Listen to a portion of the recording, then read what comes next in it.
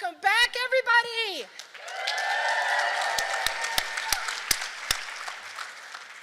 My name is Cheryl Hammond, and you may remember me if you've been to previous versions of Women in Agile that I have co-chaired this conference a few times with our friend Natalie Warner. And my job today is very brief. It's to say hi, welcome, and thank you, and then to pass the baton. I want to introduce you to Shauna Smith. She's a good friend of mine and an amazing human, and she has served as the chair of this conference. Not me, Shauna has done all the magic that is going to cause you to have an amazing afternoon today. I'm so excited to have been able to work with her, and please come up and accept your baton. You're the best. You go, girl. It's all on me, huh? I hope to do Cheryl proud. Welcome, welcome everyone to Women in Agile 2022. Just being here is something to clap about. It's been 3 years since we've been able to do something like this in person. So welcome, thank you Cheryl. Thank you everyone. And I am not, where's my clicker? There we go. Use my fancy clicker. I want to begin the way I think I should always begin anything, with gratitude. I want to thank the program team. If your name is on this slide, stand, wave a hand. We have tons of volunteers. We have Cheryl, Nicole, Kat, Emilia, Faye, Anna, who couldn't make it, Leslie, and a table full of volunteers. A lot of them might still be out at the registration table. None of this would have been possible without all of these people. And I've listed Cheryl here as my shadow chair, because I've stepped into roles like this before where someone hands you something and they're gone, but she's been with me through this whole experience, mentoring me, showing me the ropes. Thank you for still being involved in helping to plan this. Thank you so much, Cheryl. Thank you all for attending. So let's get started, all right? You don't want to hear me ramble. So a few housekeeping things. Let's go over what's going to happen today so you all know what to expect, when our breaks are, etc. Before I even get into that, in case you haven't noticed where the bathrooms are, let me just point that out. It's around this corner. You can cheat and just go through that door to my left. I guess that's your right. So bathrooms, that's probably one of the most important things that you want to know right now, because you've been sitting for a while already. And now, what's going to happen? Well, opening, it's happening. This is where we are right now in the show. I'm opening. I'm also stretching because I know there's still people walking in. You're going to hear from Leslie, the president, pretty soon. We have our title sponsor representative here. Banna, raise your hand. You're going to hear from her soon. We're going to hear an inspiring keynote from Kara. I'll introduce her soon. Details coming. We're going to have a break. There's snacks. There's coffee. You may have noticed drinks in the back. There'll be snacks coming. And then we're going to have the lovely Kat. Just wave your hand, Kat, so everyone knows.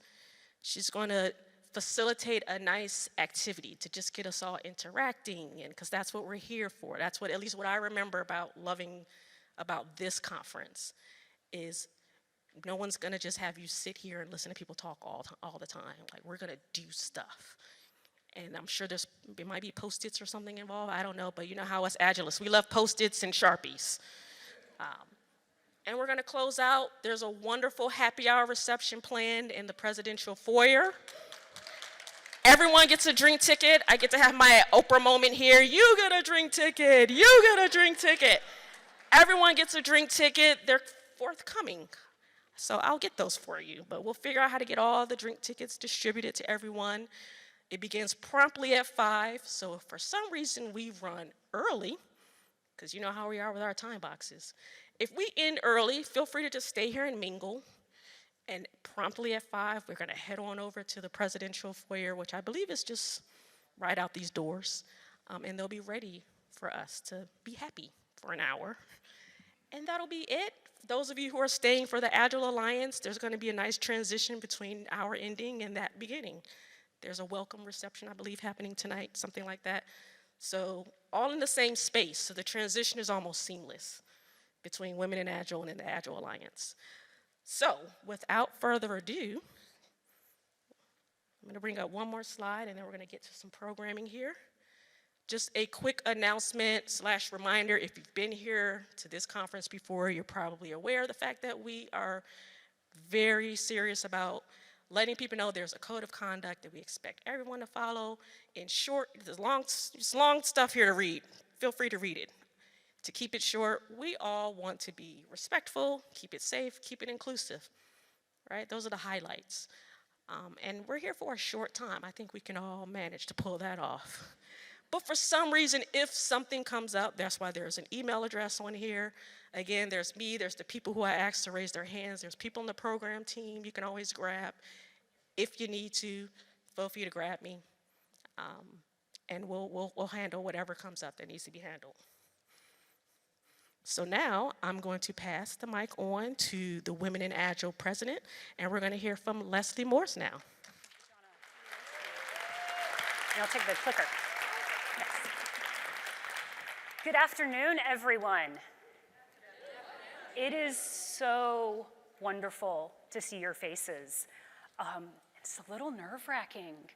I'm used to my good friend Natalie being up here talking about passing the baton, Cheryl passing the baton to Shauna for conferencing this year's event. Earlier this year, the passing of the baton as I took over as president of Women in Agile Org from Natalie Warnert, who I can truly say none of us would be in this room if it was not for her efforts and involvement in this organization.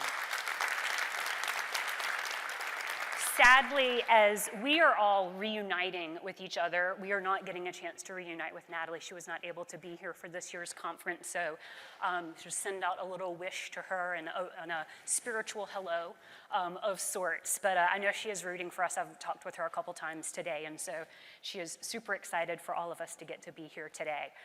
Reunite means a lot of things to me. It's not just reuniting of all of us in person, but we're continuing to go through changes in what the future of work means to be as we're agilists, as some of us are returning back to in-pace work. So we're reuniting with who it is we want to be as professionals, as agilists, as women in Agile, as allies in diversity, equity, and inclusion. And is helping us do that, wanted us to reunite a little bit with the origin story of what Women in Agile Org is, what our programs are, in case you're not familiar and you're new to everything that we're doing, or maybe you've just forgotten over time, who our supporters are, what makes it possible for this organization to exist, and then opportunities for you to get involved. So anyone here, show of hands, did you happen to be in Las Vegas in May of 2013? Carol was there. See a couple hands up. For the Women in Scrum, it was an open space session. That was when the first seed of Women in Agile was planted. There were probably 40 or 60 of us, maybe even in the room that day, and through some gracious support from Lisa Adkins, we leveraged her blog to start a Women in Agile blog series and really starting to shine a spotlight on the voices and the talent and the wisdom that come from this global Agile community of women. And then Natalie's master's degree was focused in research around how women show up, salary, equity, the percentage of women in technology roles, the percentage of women that are agilists. And from that, Women in Agile Org really got started from early support also from the Agile Alliance. So in 2016, we had the first WIA event just like this, except it was in Atlanta. And since then, every year, we have had one of these sessions either virtually or in person. And so it's fantastic to be back here with the Agile Alliance again in person for this year's group. Another key big milestone, 2018, is when we officially became a 501c3. So that was a giant milestone, and I'm pleased to let you know we've got nearly 10,000 members worldwide when you think about the reach of all of our local communities that exist worldwide.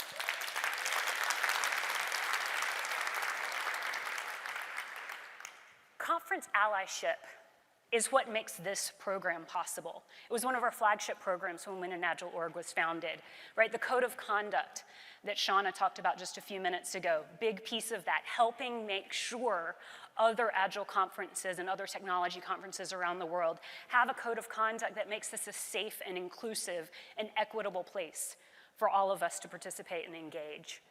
Similarly, equality and representation. If you came to the Agile Alliance 20, or at that point 19XX, whatever the year might have been, event, you might not have seen as many women speakers and as much gender diversity, as much cultural diversity as you do in this year's program. And it's been the work that we've done in helping consult and advise and support conference planning organizations around the world, and now we see more women on stage and having their thought leadership represented around the world at conferences and events just like this. Sponsorship support is another thing that happens with our conference allyship program. So you probably have seen Women in Agile Europe spawn up. I think this is going to be their third or fourth event this year. It'll be coming up in November. It's virtual again, but through relationship with Women in Agile Org, the ability to have a Women in Agile Org or Women in Agile conference in Europe. Last year, we debuted a Women in Agile Africa conference that was 3 days in 3 languages in Africa. One of our board members helped get all of that going. The SAFE Summit has held Women in Agile events many times, and just I could keep going on and on and on. The number of organizations that are specifically creating programming as part of their conferences in order to ensure we have equal representation of thought leadership and wisdom. Launching new voices, we get to see that here today. I'm so excited. Women in Agile launching new voices is absolutely one of my favorites. If you're not familiar with it, it's the opportunity for people who are first-time speakers or early speakers and are a little nervous about what it means to do that and how to really get on the stage for the first time. They're paired with the proteges are paired with mentors and get prepared for their first ever talk. So we're going to see 3 of those participants later this afternoon as we go to wrap up the session. And it's not just about lowering barriers of entry of what it means to have your first speaking gig, but it's about empowering and amplifying voices and creating developmental opportunities where not only as the mentee you're developing your skills, but when you serve as that mentor, you're also really upping your own game. So if you're a seasoned speaker and want to get involved in our next rounds of launching new voices and be a mentor to some proteges, lots of our planning team is all here. Jenny and Amelia and Faye, most notably Cheryl's been involved with that, lots of different mentors in the crowd. There's another piece of this that's really important, and it's about compensation. One of the things we often do as givers and those that want to care and support is we sell our thought leadership short. So one thing that happens with all of our mentors and our proteges is compensation.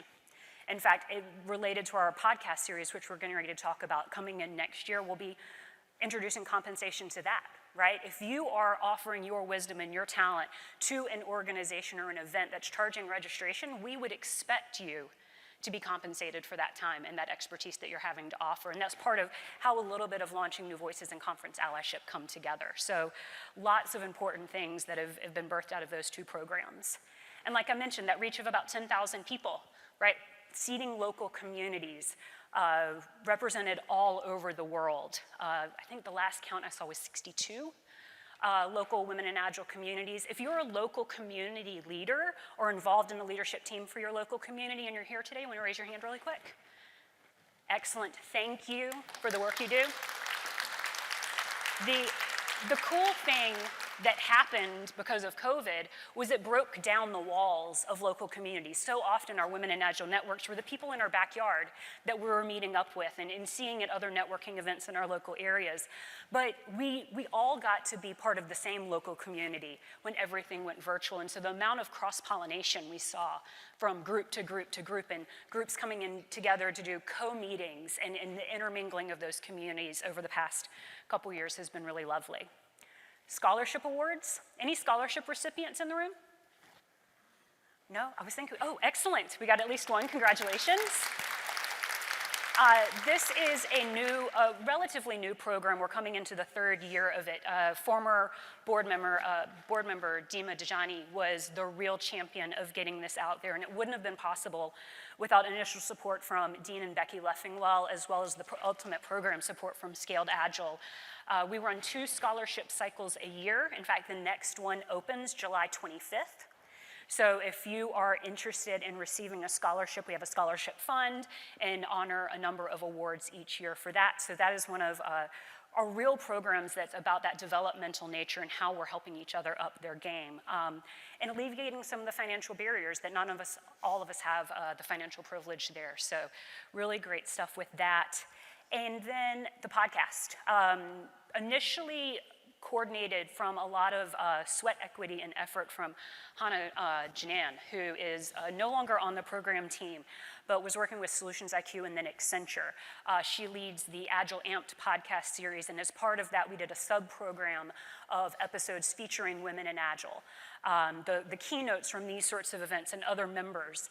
And so I had a pleasure of hosting that and then working with Hannah and the rest of the Women in Agile team to convert that into a standalone Women in Agile podcast series. Last year, we did a mini-series featuring Lisa Adkins at the 20th anniversary of the Coaching Agile Teams book. I think there were 15 episodes or so in that series. And then, the stress of the pandemic kicked in. And it is really hard to keep a podcast publishing every single week. And I was doing a really terrible job of finding volunteers. And so it kind of went stagnant, but I'm very excited to let you know that coming this Wednesday, episodes will be resuming.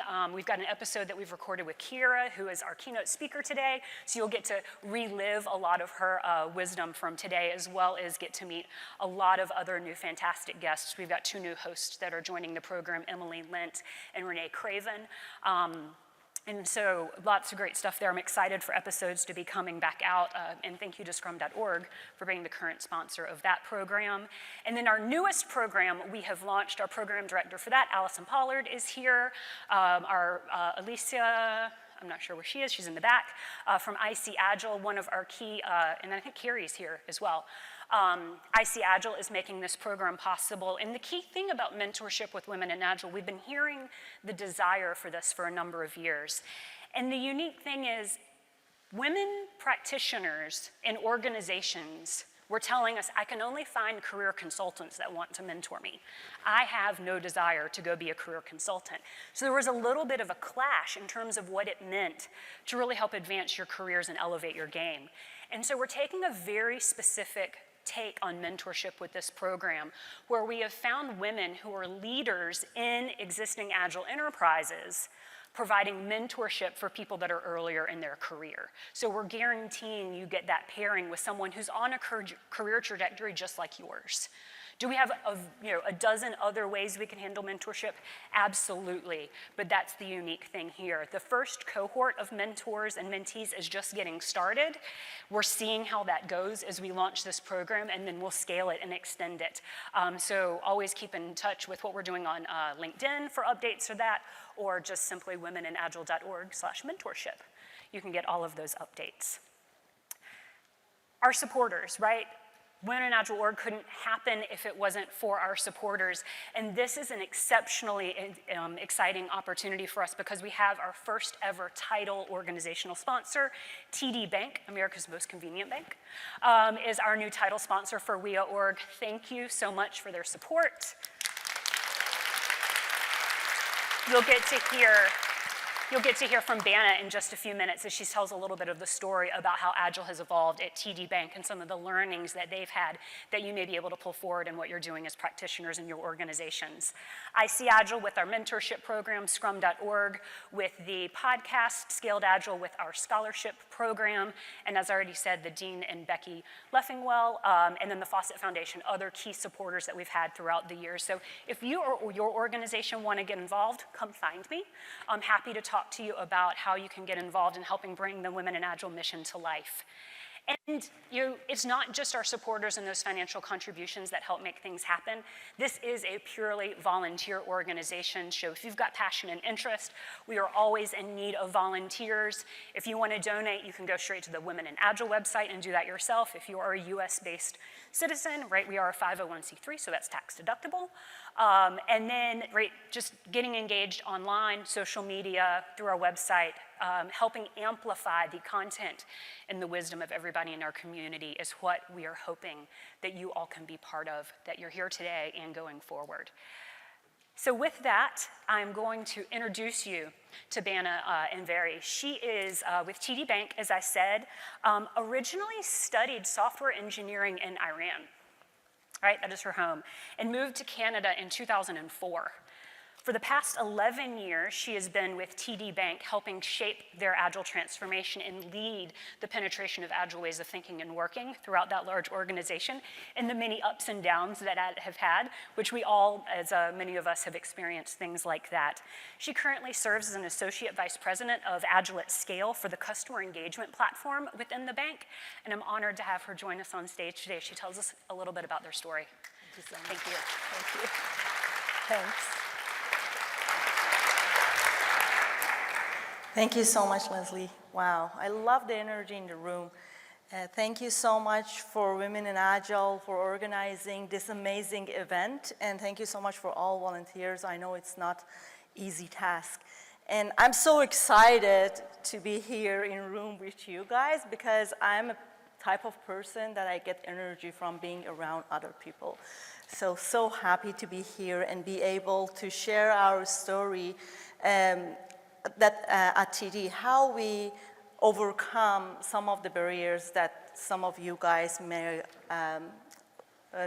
deal with every single day. So, as many of you know, TD is a 167 years old bank. We have more than 90,000 smart colleagues that are helping us shaping our banking environment, and we have more than 26 million customers across the world.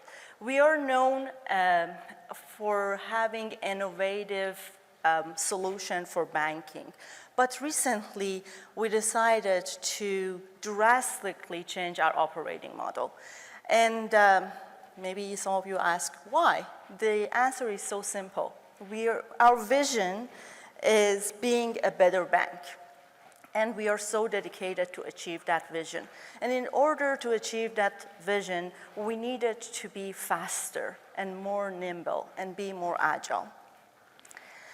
Everyone knows that all of our customers are working with digital innovation every single day. They are ordering foods, they are streaming videos, they are ordering Uber app, and they are so comfortable with the speed that they're receiving all these changes. And they have the same expectation from the bank. But unfortunately, over past couple of years, the banks were not able to meet that expectation. We had all these lengthy processes. So we realized, okay, so speed is very important for us to be a good competitor in the market. The other thing was our non-traditional competitors like fintechs and big techs, and that they are entering the banking industry, and they are introducing innovation after innovation with the speed of light, and someone needed to catch up with them. Our CEO, Bharat Masrani, believed, and I 100% agree with him, that banking is the business that is built on trust. We had 167 years to gain the trust of our customers. We do have a good business model which is profitable, and our customers are trusting us. So in order to stay ahead of our competitor, all we needed to do was to be more nimble and to be more agile. So we started our Agile journey in 2014. Back then, it was so funny because we thought that, okay, so it's a big bank, scenario, and we're going to be Agile tomorrow. Well, that didn't happen well. So we introduced Agile to our PMO office back then. We start changing our processes and introducing new tools to define which of the projects are basically can be delivered in Agile fashion. We hired senior Agile coaches to train our project team and help them to be Agile.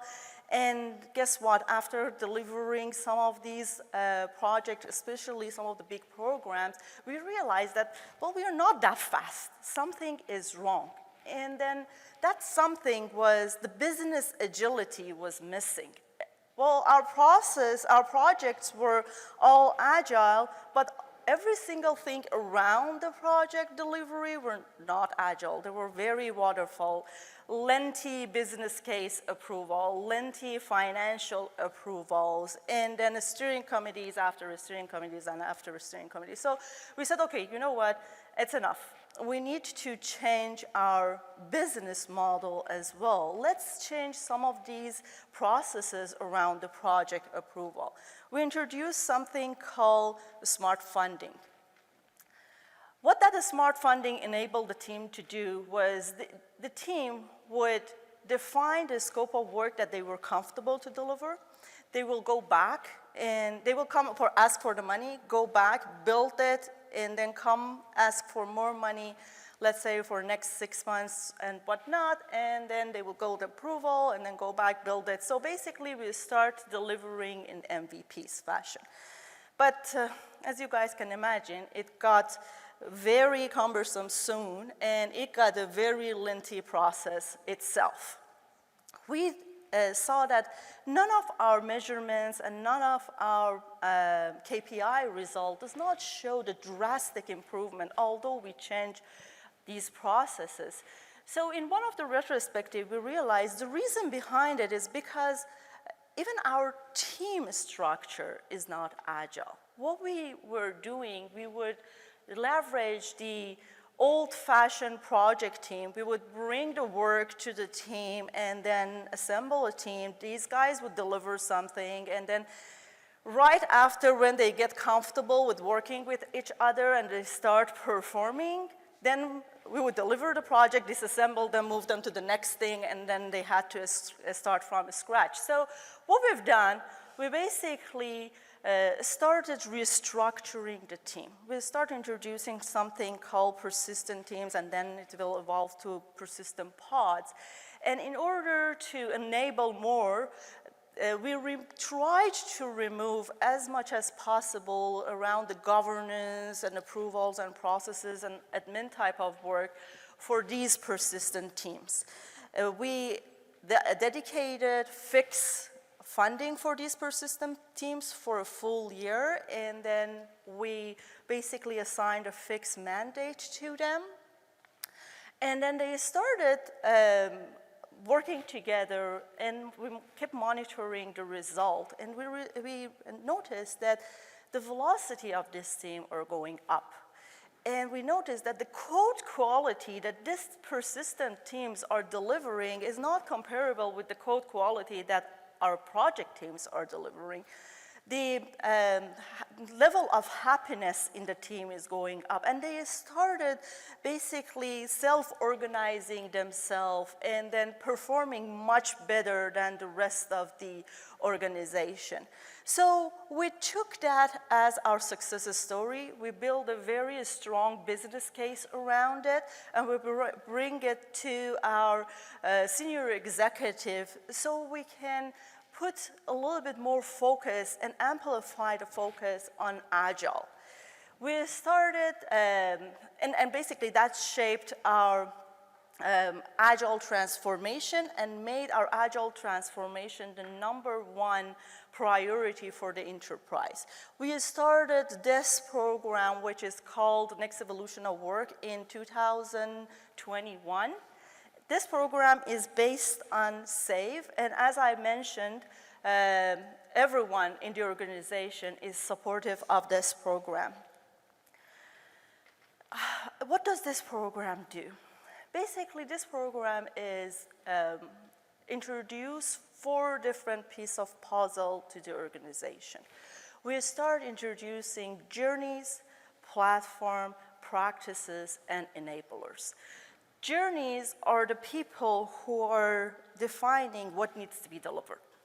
And then platforms are the people who are saying, okay, so how are we going to deliver these initiatives? And practices and enablers are the people who are helping them to achieve their goal. They are helping every single team members to upskill their education. They are helping to coaching the team members towards their agile journey so they can achieve their target model. We started by creating a smaller team with a clear mandate.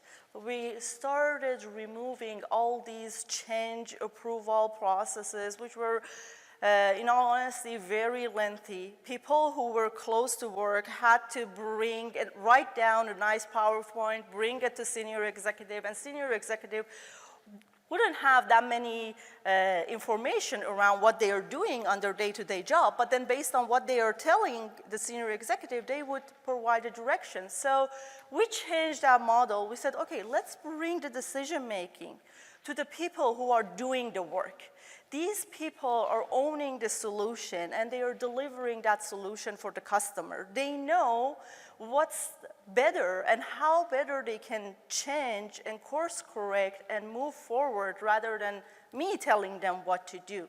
So by empowering those smaller team members, we will able to basically elevate them and then reduce the time to market period that we had before. So previously, we were able to deliver a project in a year or so. The customer will see the result of that project or that solution in a year or so, which was bank speed.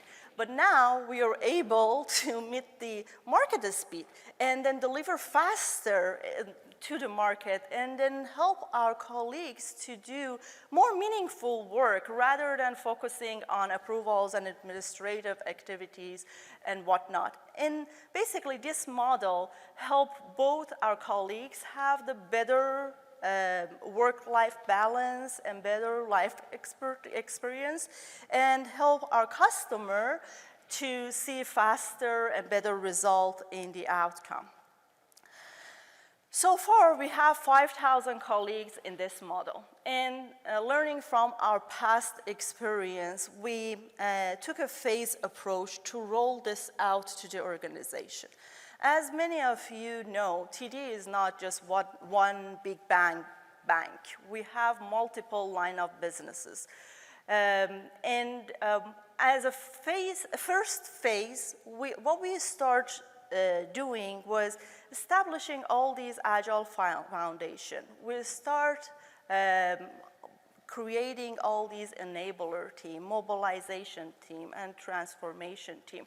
Establishing all the processes, documentation that is required to mobilizing the whole bank rather than just one person at a time. We learn about how we can roll it out because we start piloting those processes with our mobile team, which are very close to be agile. We roll out this program to mobile team, learn from their experience, course correct, and fix our processes. And then the next phase, which basically started in November 2021, and it will end in October 2022, our Canadian personal banking started to be our first line of business that is adapting this next evolution of way of working for both their business and technology colleague. And they're bringing everyone together as one team so they can provide a better solution for our Canadian personal banking customers. After we finish this phase, every single line of business at TD will adopt this model at their own pace, of course with the help of our transformation colleague and our mobilization coaches. Mobilizing this program during pandemic taught us so many lessons. And these lessons are so valuable that even after pandemic, we are learning from them and then using them in our advantage to move forward. One of the lessons that we learned by mobilizing NEU and having our Agile ceremonies during pandemic was co-location is a myth. Before pandemic, every single person was telling us that in order to be successful Agile team, you need to bring the whole team together. And I know like so many corporates start doing these activities. We at TD start renovating the offices, bringing everyone in one room. And of course, like we are a big company and having every single person in one room was very challenging, but we did it. But pandemic proved that we were wrong. We've been working for 2.5 years remotely. We had our first PI planning with more than 500 colleagues remotely. And we were able to basically define our plan, come up with the mandate for the quarter, and then achieve all of those mandates remotely. So, thank you. Yeah, that was very proud moment for all of us at TD. So, what we learned from all of those great lessons was, okay, so we don't have to come back to offices. And then post-pandemic, when everyone started talking about, oh, okay, so we need to be in the office, we had a really good conversation at senior executive levels. And they said, that's not necessary. We are going to adapt hybrid flex model to come back to office. What does hybrid flex model means? It means our team members will only come to office for the moments that matter. And they are empowered to define what are those moments. They may need to come in for very important planning meetings and because they need whiteboard and they need face-to-face conversation. They may need to come in for team building event. Actually, we did have TD Reunite in Toronto and we had 3,000 colleagues coming to the event and enjoying being together after 2.5 years. It was awesome. The energy in the room were great. But then again, we did not force anyone to come to office. It was people who were saying, like, I want to be in the office on that day. By basically adapting that model, we were enabled to facilitate for so many different type of colleagues because as many of you can attest, pandemic impacted all of us. Some of us are single parents that we need to stay home and take care of our kids while they're going through online training. Some of us had elderly parents that we need to take care of them and we can't risk being in person and then putting them at risk because then we will go back home and we may introduce them to some COVID risk. So by adapting this model, we empowered more and more colleagues to be themselves, to plan around their work-life balance and basically to enhance their work-life balance. This approach also helped us greatly with onboarding our new talents. As many of you can imagine, and as I mentioned earlier, we are planning to move the whole TD and mobilize it to next evolution of work or new ways of working. So this is a big company and we need talents to help us to move to the right direction. We are hoping that we can onboard 2,000 colleagues and we are progressing really well to achieve that goal. But if we wanted to go to the traditional hiring approach, we wouldn't be able to achieve this goal. By adapting this new model and by adapting this flexibility, we were able to expand our talent pool as well. We are hiring from the places that originally we wouldn't able to hire talents. And as many of you heard, for example, we are starting a hub in Florida, which is awesome. We didn't have that hub before. The other thing that's close to heart at TD is inclusion and diversity. Whoever work with TD, they know that TD is very culture-oriented bank. And we were always focusing on increasing our inclusion and diversity. This new model basically enabled us to accelerate this mandate. And the new survey showed that we were able to have 40% of our new colleagues who are working on these journeys and platform, they are females. So it's a great, great achievement, and I'm sure by providing all this flexibility and by going through next evolution of work, we can basically encourage more diverse talent to join us and help us to build our future model. In all honesty, I can talk about next evolution of work and NEO for all day, but I know our time is limited. So I would like to thank you again, Women in Agile, for having me, and I would like to thank you.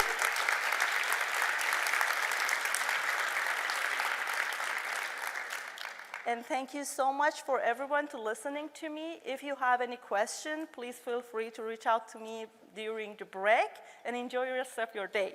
Thanks.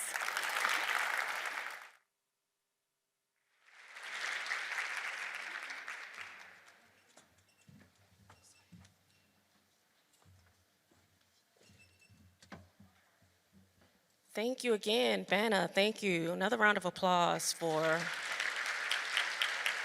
her message. As I was sitting and listening to her speak, and I reflected back on how far this Agile movement has come. You know, it used to just be us obsessing over how to make software better. People have figured out how to make banking better. Think of that. It's a huge, huge, huge impact for what we, all of us, people like us in this room, Agilists, have done and are continuing to do. So without further ado, I'm gonna do a little transition here. Let me see. We have come to the point of the program that I am very excited about. I'm excited about the entire day. But I am excited that I get to introduce our keynote, Kiera Fenderson, coming to the stage soon. I just want to give you a little bit of background about Kiera. Kiera is the founder and CEO of the Ambition Studio. It's a professional coaching firm on a mission to end the burnout epidemic among leaders and entrepreneurs. Sounds like that covers most of us in this room. As a certified coach, professional speaker, and leadership trainer, Kiera has supported the transformation of leaders and entrepreneurs across multiple industries and levels to include Emmy Award-winning entrepreneurs, C-suite executives, U.S. military officers, just to name a few. She holds the Professional Certified Coach credential from the International Coach Federation and a BS in marketing from George Mason University. When she's not coaching leaders or learning something new, Kiera can be found in bed watching Netflix, I can relate, with a bag of Garrett's popcorn, in her vegetable garden, or traveling the world with her husband, Damien, and daughter, Aria, who are here today. They're around here somewhere. So this is a family trip for her. And I'll have to add, on a personal note, I am so thrilled to have Kiera join us to Keynote because we are both from the DC, Maryland, and Virginia area, also known as the DMV. I'm representing the V. I'm from Northern Virginia. Kiara's from Maryland. As fellow small business owners, we found ourselves connecting in a lot of networking circles. As big as that area is, the DMV, we kept meeting. And as I was thinking of who could keynote, and I thought about what Kiara does, and I made the connection in my brain, maybe you all will make it soon too when you hear her message, from her business name alone, the Ambition Studio. I connected that to how ambitious of a goal, the audacity. Think of the first line of the Agile Manifesto. We are uncovering better ways to make software and help others do it. Think about the climate of that time when that was penned. That was ambitious. And we are still figuring it out. And some of us do burn out. And that connects directly to what I have heard. I've heard her speak, and now you're about to, right now, without further ado, Kiara Fenderson, my fellow business owner and friend.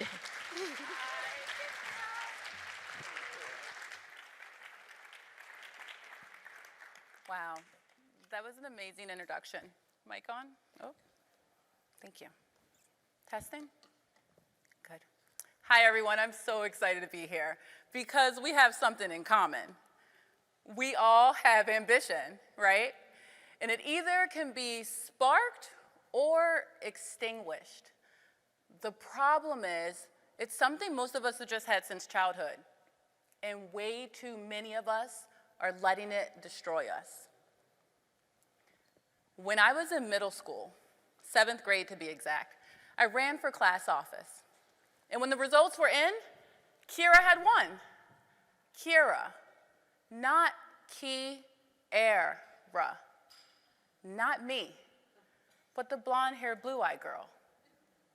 And so as I sulked down the hallway with my head hanging low, all my friends are congratulating me. We voted for you, yes, high five.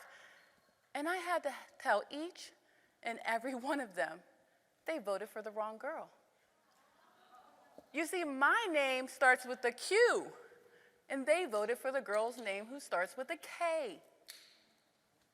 Now look, I had a boss once tell me, ambitious women are like dogs with a bone. You will not give up. And I didn't. You know I ran again. And this time, I made sure everyone knew how to spell my name. So when it was time to get up on stage and stand behind the podium to give my campaign speech, instead of giving a speech, I rapped. Y'all want to hear the rap? All right. So if you want to hear the rap, you got to give me a beat. So just a simple clap, clap. If you really want to party with me, vote for the Q to the U to the E. Vote for me for vice presidency. Voting for Key is the place to be. Yeah. Thank you. Needless to say, I won. I was class president from 8th grade all the way up until 12th grade. Now you would think that would have my ambition problem solved and under control. But in fact, it put me on this endless hustle, looking for more and more and more, and attaching my self-worth to my accomplishments. Now, I think it's important to note that your typical definition of ambition has that masculine energy connected to it, right? Usually focusing on efforting, something to do, even ego-driven. So think about it. How do you use your ambition to win at work? And when you think about your accomplishments, what have you made them mean about you? Is that helping or hurting your leadership? And are you willing to reunite with your authentic ambition? These are the questions I wish someone had asked me when I first stepped into the corporate world. You see, when I was brand new, had graduated with my bachelor's, I got my first job and did what any new person does at work. I looked around and I said, oh, I can do your job, and your job, and your job, and your job. I had made a goal to become a director before I was 30 years old. And by 29, I had checked it off my list. I was climbing that corporate ladder like a pro. But I was also a pro at ignoring my stress-induced muscle spasms, my lifeless marriage, my non-existent friendships. But if it was going to advance my career, then I was going to be there. I was also a budding Agilist and didn't even know it. I was introduced to design thinking at this company, and I would go sneak away and go play at this meetup group where we helped nonprofits in Washington, D.C. make greater impacts. And of course, in true ambition fashion, I joined the winning team of the Design Thinking Challenge. I have this whole winning thing about me.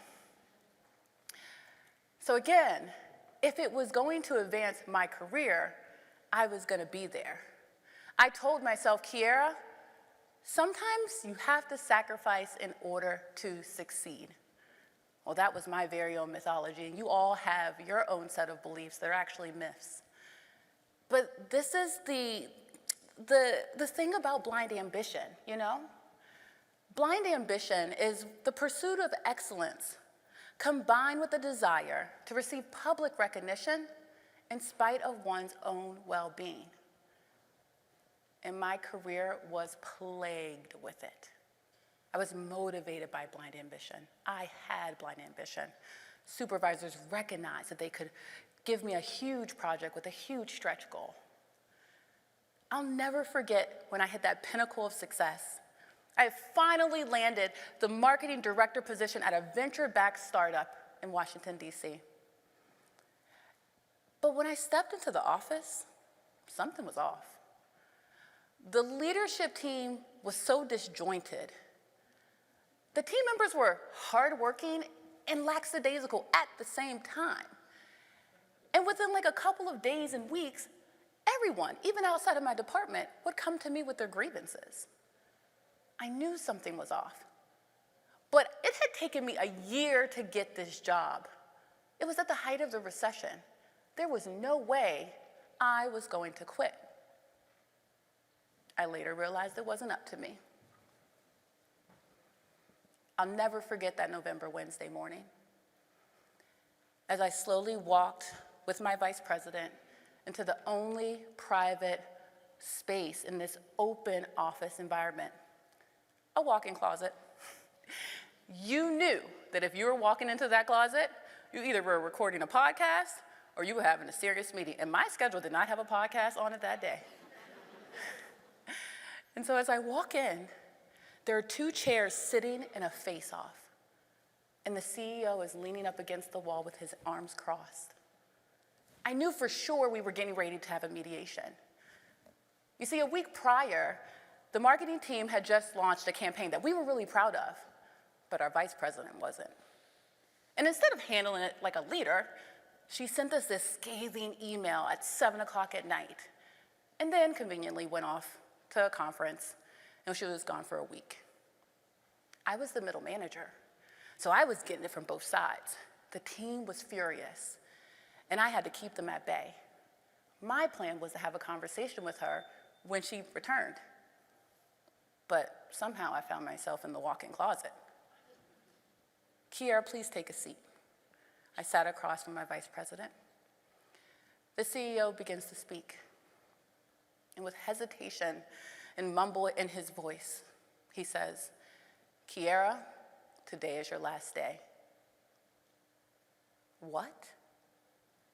Wait, what? The words bounced off the wall, smacked me in my face. I am a high-achieving, ambitious woman, and I just got fired? And that's when it hit me. Not only was my ambition not the winning strategy, but it also wasn't keeping me safe. And so look, sometimes your intuition is gonna throw you pebbles.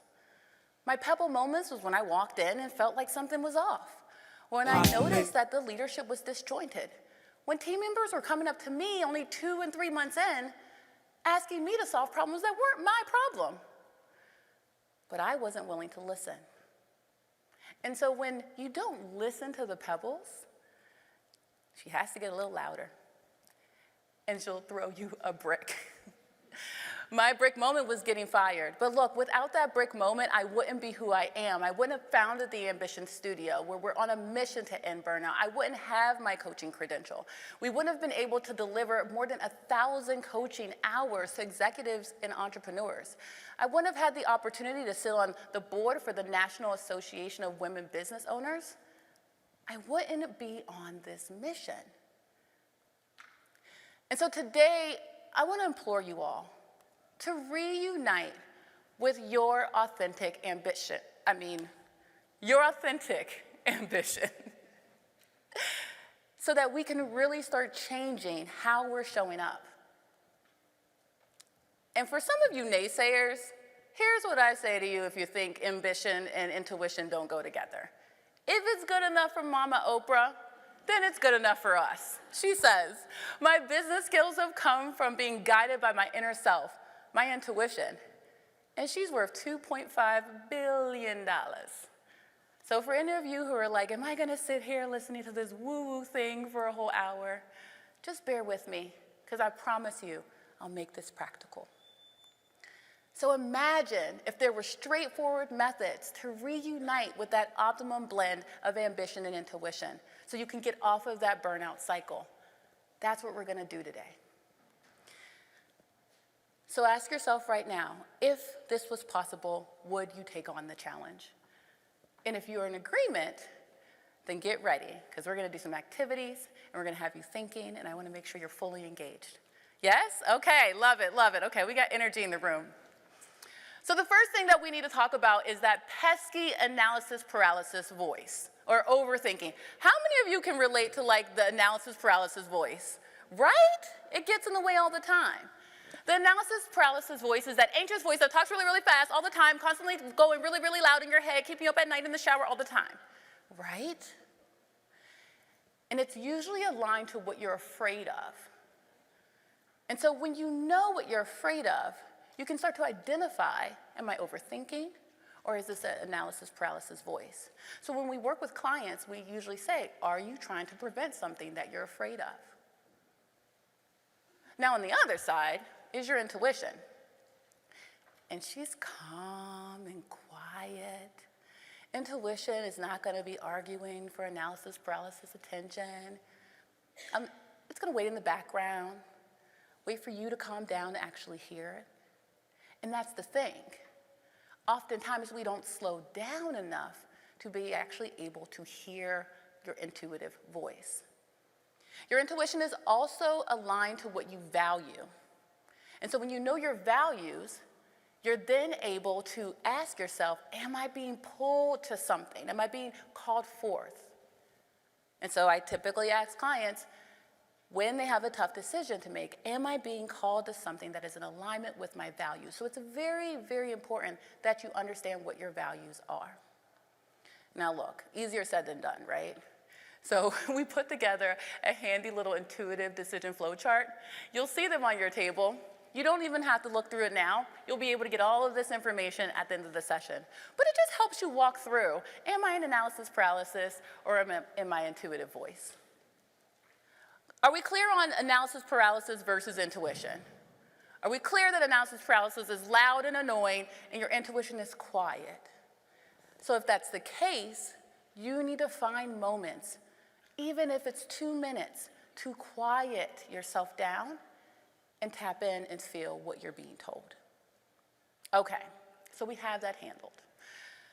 Now let's move on to something we call intuitive hits. Now, intuitive hits are so subtle that we confuse them as coincidences. And I don't know about you, but I don't believe in coincidence anymore. I mean, after being let go from my job, I had too many intuitive hits to actually say, oh, that's just a coincidence. And so if you do believe in coincidences, well, let's play a game and see if you will after this. So are you ready for a pop quiz?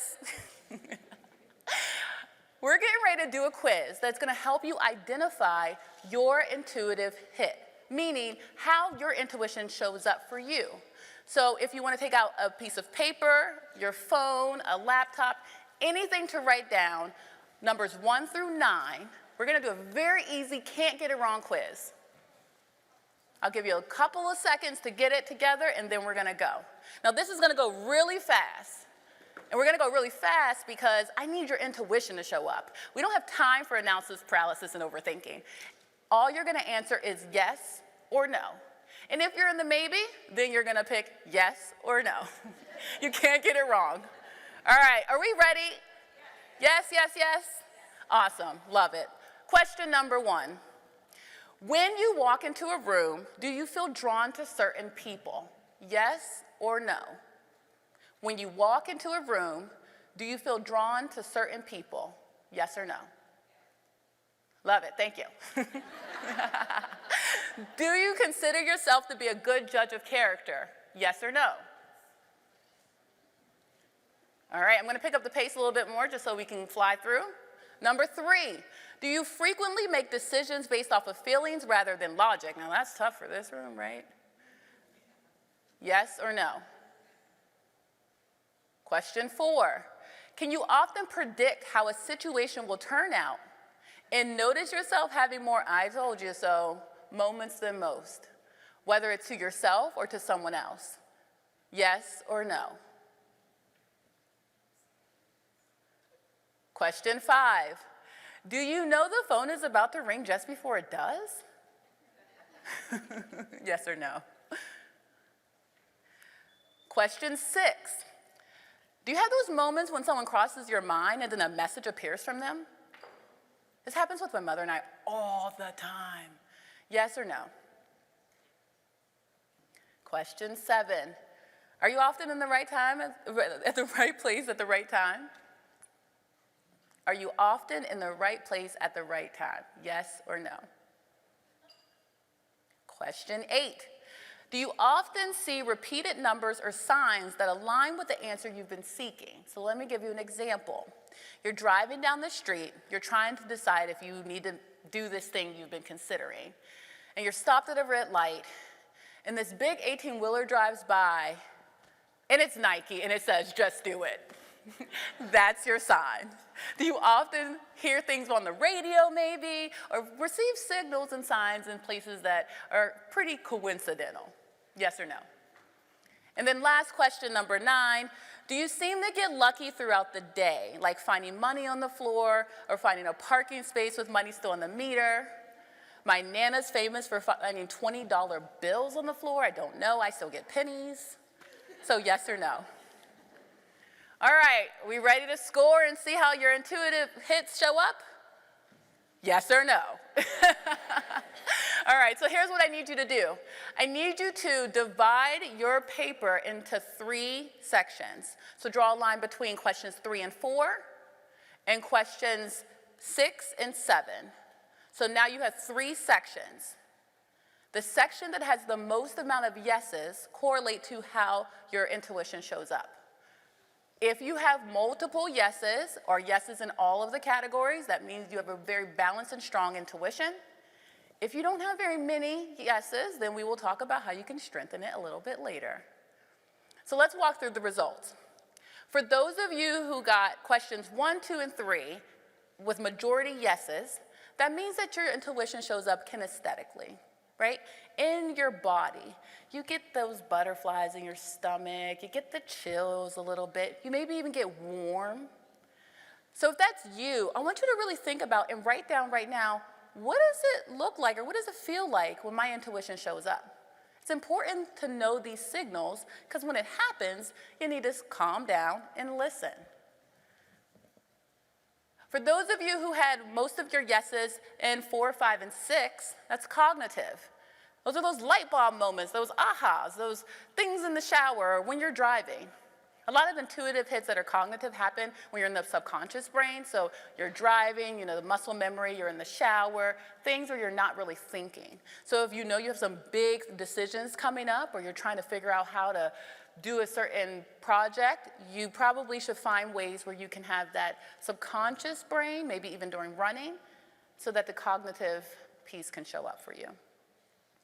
And then for those of you who have most of your answers in 7, 8, and 9, that's experiential. right? So you experience a lot of your confirmation outside of you. That means you have to pay attention and stop believing in coincidences. You got to look for the Nike trucks. Got it? How many of you are kinesthetic?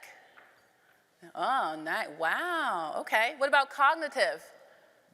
Nice. Okay. And experiential? It's a pretty good blend. Who had all three? Woo! Okay. I love it. That's wonderful. So make a note of this, right? Be sure to look at where you're strong and where you're weak. You might even want to develop in some of these areas. But don't put too much pressure on yourself. The first thing that's most important is to nurture where you are now. Because the way to strengthen your intuition is to collect evidence around it. And so if you're strong in the experiential, one thing that you may want to do is keep a little journal of all the coincidences. Cognitive, like I said, find environments where you're able to have that calm and let the light bulbs hit. And then kinesthetically, pay attention to every body sensation, good or bad.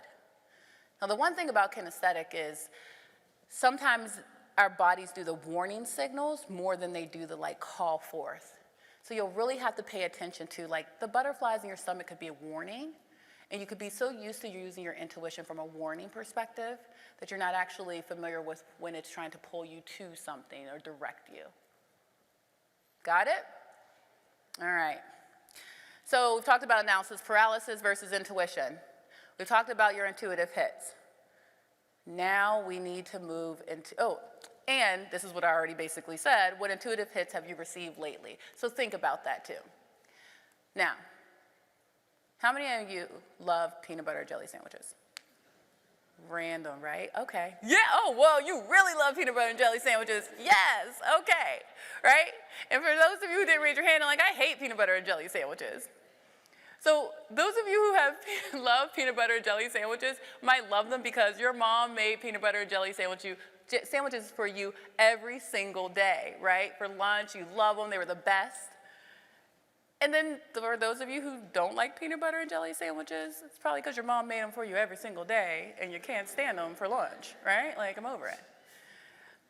We all have relationships to things in life, everything in life.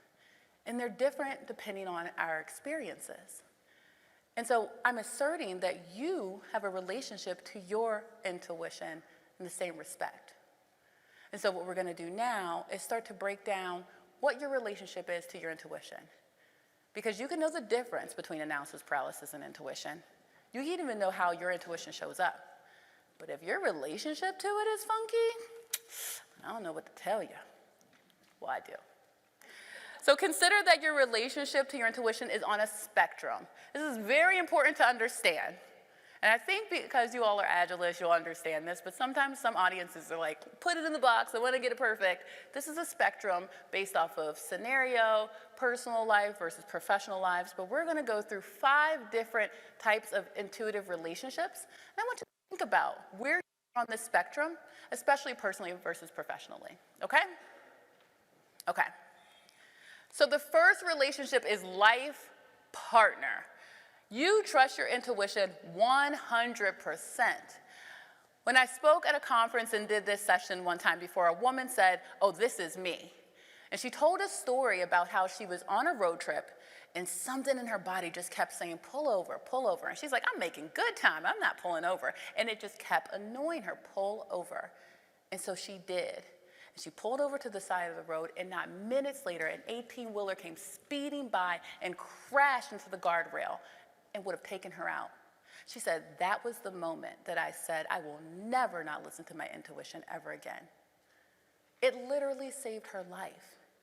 And so I'm sure there are people in this room who have had experiences with their intuition, whether it's with themselves or even with a family member. Sometimes mamas knowing something wrong with their children, or even dads too. People who have life partner relationships with their intuition make really great executives because it takes a lot of risk to trust at that level all the time. But we do find that risk takers usually have a strong relationship with their intuition to the life partner stage. Okay, so maybe you're not a life partner. Maybe your intuition's a friend, right? You're calling your intuition when you got a decision to make. Y'all talk once in a while. You'll go have drinks, but like, they're not living in your house. They're not there all the time, right? You trust your intuition about 75% for the big decisions. These type of people make really good team leads. Like, they're really good judges of character. They know how to pay attention. There's still a little bit of doubt and reasoning there. Most people land in this friendship realm. And again, it may look different professionally versus personally. But then there's the acquaintance. The acquaintance relationship is like when you go to the grocery store and you're like, oh, I kind of recognize those eyeballs. Can you bring your mask down? What's your name? You like recognize your intuition sometimes, but you don't really have a good relationship with it. It has you on the fence a lot. Your butt might even be hurting you sit on the fence so much. You're probably the type of person that writes pros and cons lists. Okay, we got some people in there, yeah. See, the thing about pros and cons lists is that you can skew them whichever way you want to go, so I don't really believe in them, but, you know, do your thing. As you'll find in your teams, like, they're usually the people who are the devil's advocate, the naysayers, the other side of the what could happen. This is not a good place to be. It's split energy, and split energy can't move. So you really need to decide, are we going to go up to the friend level, or are we just going to go ahead and go down to the ex-lover level? All right, so the fourth relationship is the ex-lover. Now, this is a tricky one, right? Because you're like, wait, intuition's good. So the ex-lover relationship is like, I don't trust my intuition at all. If there is not data and logic behind it, I'm not doing it. I've trusted my intuition before, and it burned me. Well, for those of you who may be secretly thinking this in your head and don't want to admit it, which is quite all right, consider that you may have been confused about that being your intuitive hit. Remember when I told you that analysis paralysis will be aligned to your fears? And oftentimes we know what we don't want, but we don't know what we do want. And so we're so focused on preventing an outcome that we may choose to do something that's preventative, call it our intuition, act on it, and then it doesn't work. Another thing that happens with mistaken intuition is that we'll get an intuitive hit, we'll sit on it for a very long time, acquaintance level, and then we'll go act.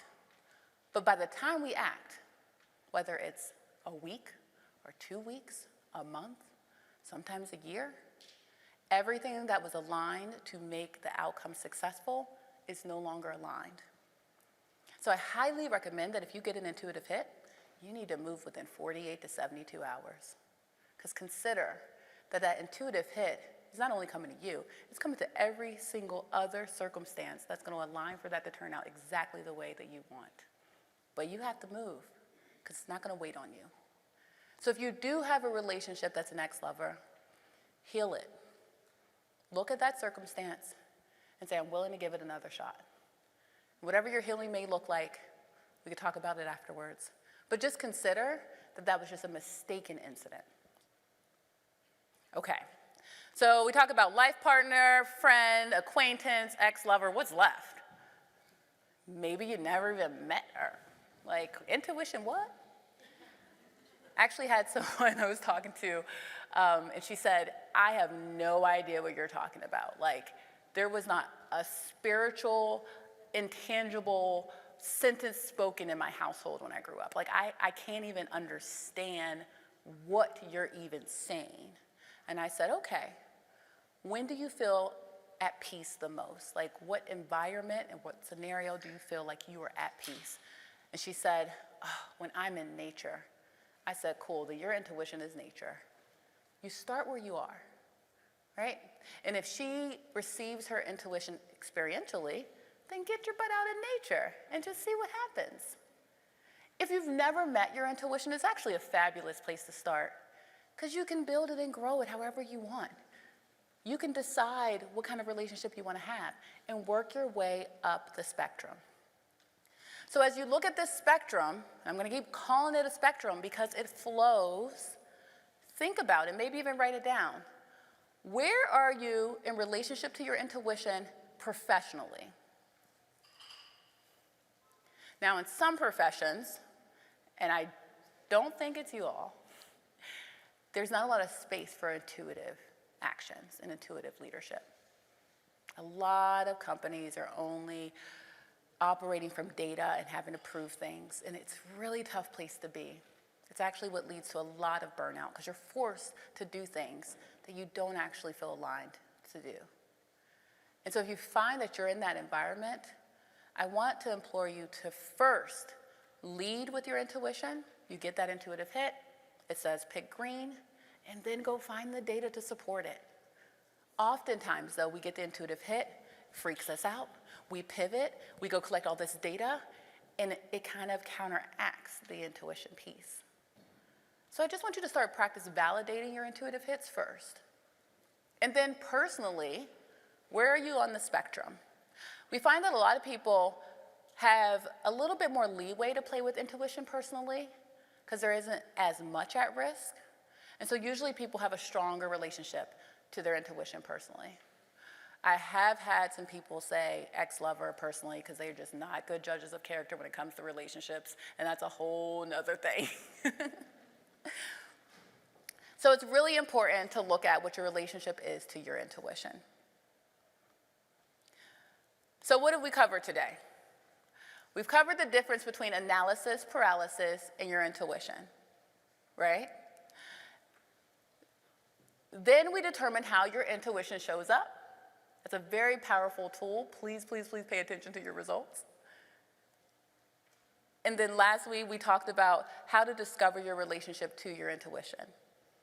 All of these combined will help you strengthen your decision-making process. It will help you strengthen your relationships. It will help you strengthen what you create. And so again, imagine if there were straightforward methods to help you reunite with your optimum blend of ambition and intuition. Not once did I ever say, let go of your ambition. I love my ambition. But the way that it goes from being blind to balanced is by using my intuition. To be able to know that when I feel that fire in me, I take a moment and look and ask, what am I being pulled to? Where do I need to grow? Is this analysis paralysis?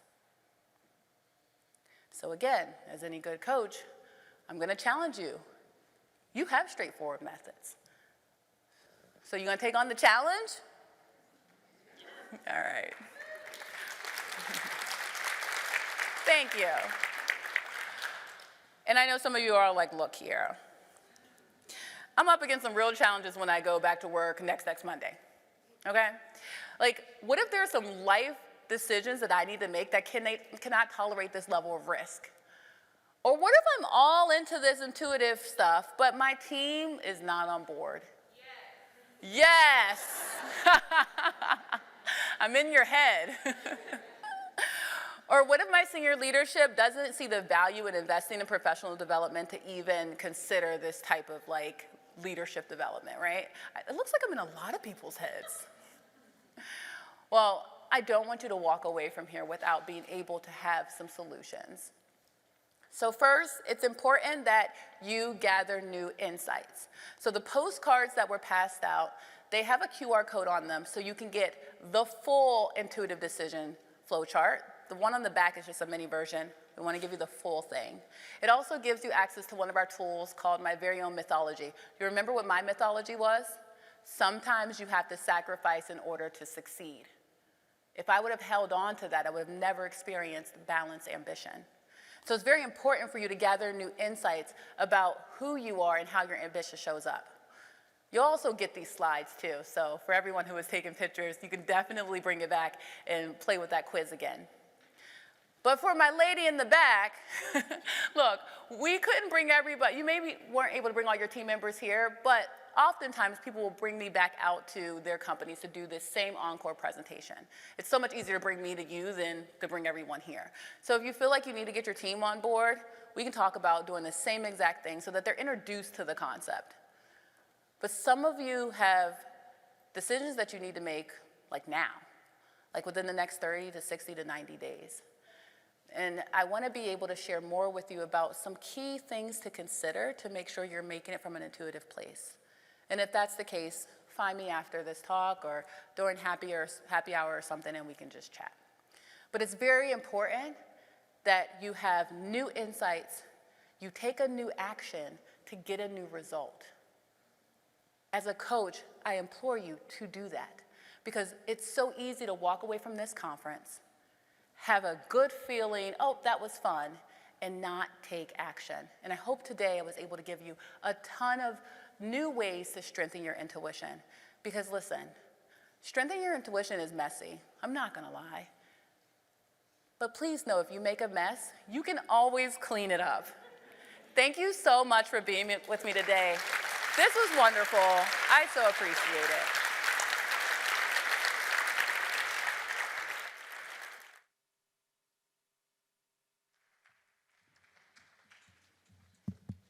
Testing. Thank you again, Kara. Let's thank her again. I always appreciate a moment like this when we are somewhat forced, for lack of a better word, to pause. What we do, it's so much. It's like I said before introducing Kara, we are all doing some very ambitious things from all walks of life, all companies that we're here representing.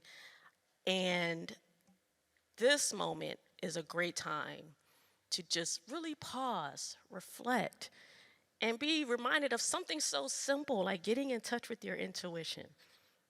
It seems so simple, but it can really be so journey altering when you come into an experience like this and just pause and get in touch.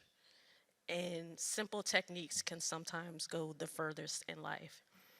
And speaking of pausing, this is where we are in the agenda right now. Let me get my slides back up. Give me a second. Oh, thank you, laptop. Yes, we are all pausing, and so is PowerPoint, apparently. And where's the mouse? I've lost track of the mouse.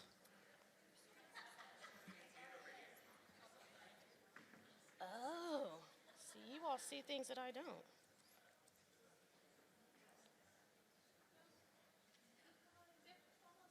It's almost there. Almost there. Sean, help me, Sean. There we go. We're back on track. We're back on track. I just needed Sean up here to give me confidence.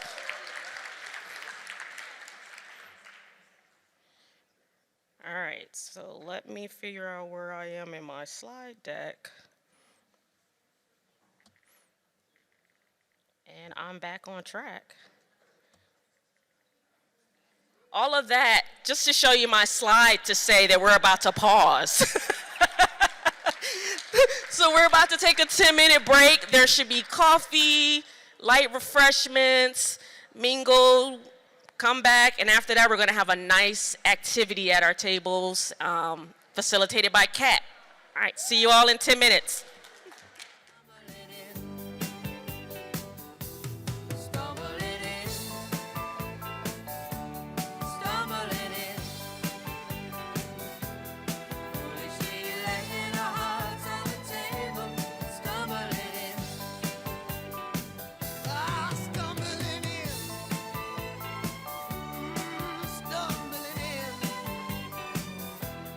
Now and then, firelight will catch you.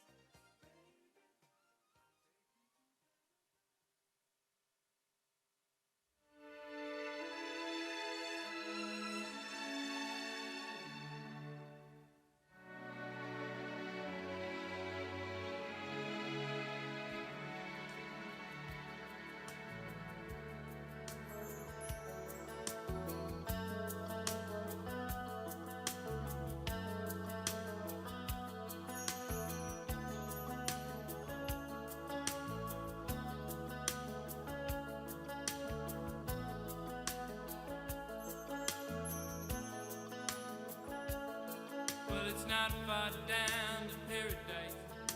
At least it's not for me. And if the wind is right, you can sail away and find tranquility. Oh, the canvas can do miracles. Just you wait and see. Believe me. It's not far to Never Land. Reason to pretend. And if the wind is right, you can find the joy of innocence again. Oh, the canvas can do miracles. Just you wait and see. Believe me. Sailing takes me away to where I've always dreamed it.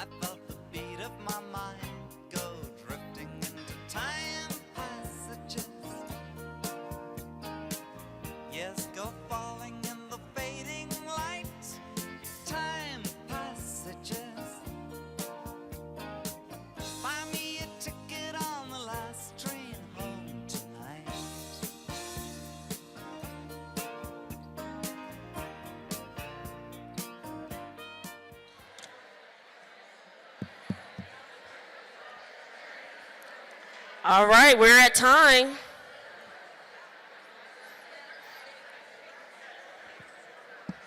I see people in the hallway. We're about to get started.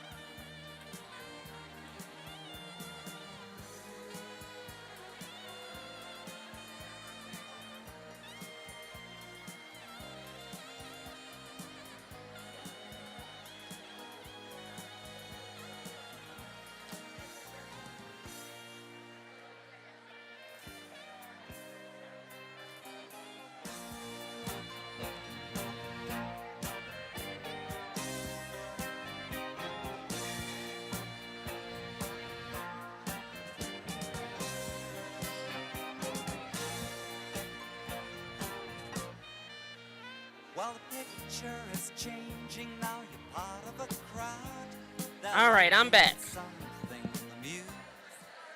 Thanks, Sean. All right, I'm back for real now. All right, is everybody recharged just a little bit? Got a snack? Met your neighbors at other tables? And you're ready to do more of that? Because I believe that's the whole point of what Kat is about to lead us in. So for those of you wondering where we are in the agenda map, follow the orange arrow.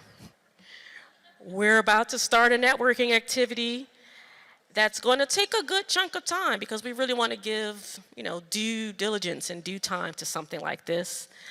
And then we're going to take another break. So you're going to have more time to chat with each other even beyond what's about to happen. And then we'll flow into the Launching New Voices part of the program that Leslie mentioned earlier, where you're going to hear from new speakers, and they have been mentored, and you're going to hear all more details about that. But without further ado, I'm going to call to the stage now our facilitator for our networking activity, Kat Switell. Thank you, Kat. Thank you. Let's do this. Okay. Yeah. I think I do this. Hello? Can you hear me? Right on. Okay, cool. I hope I know how to work this clicker.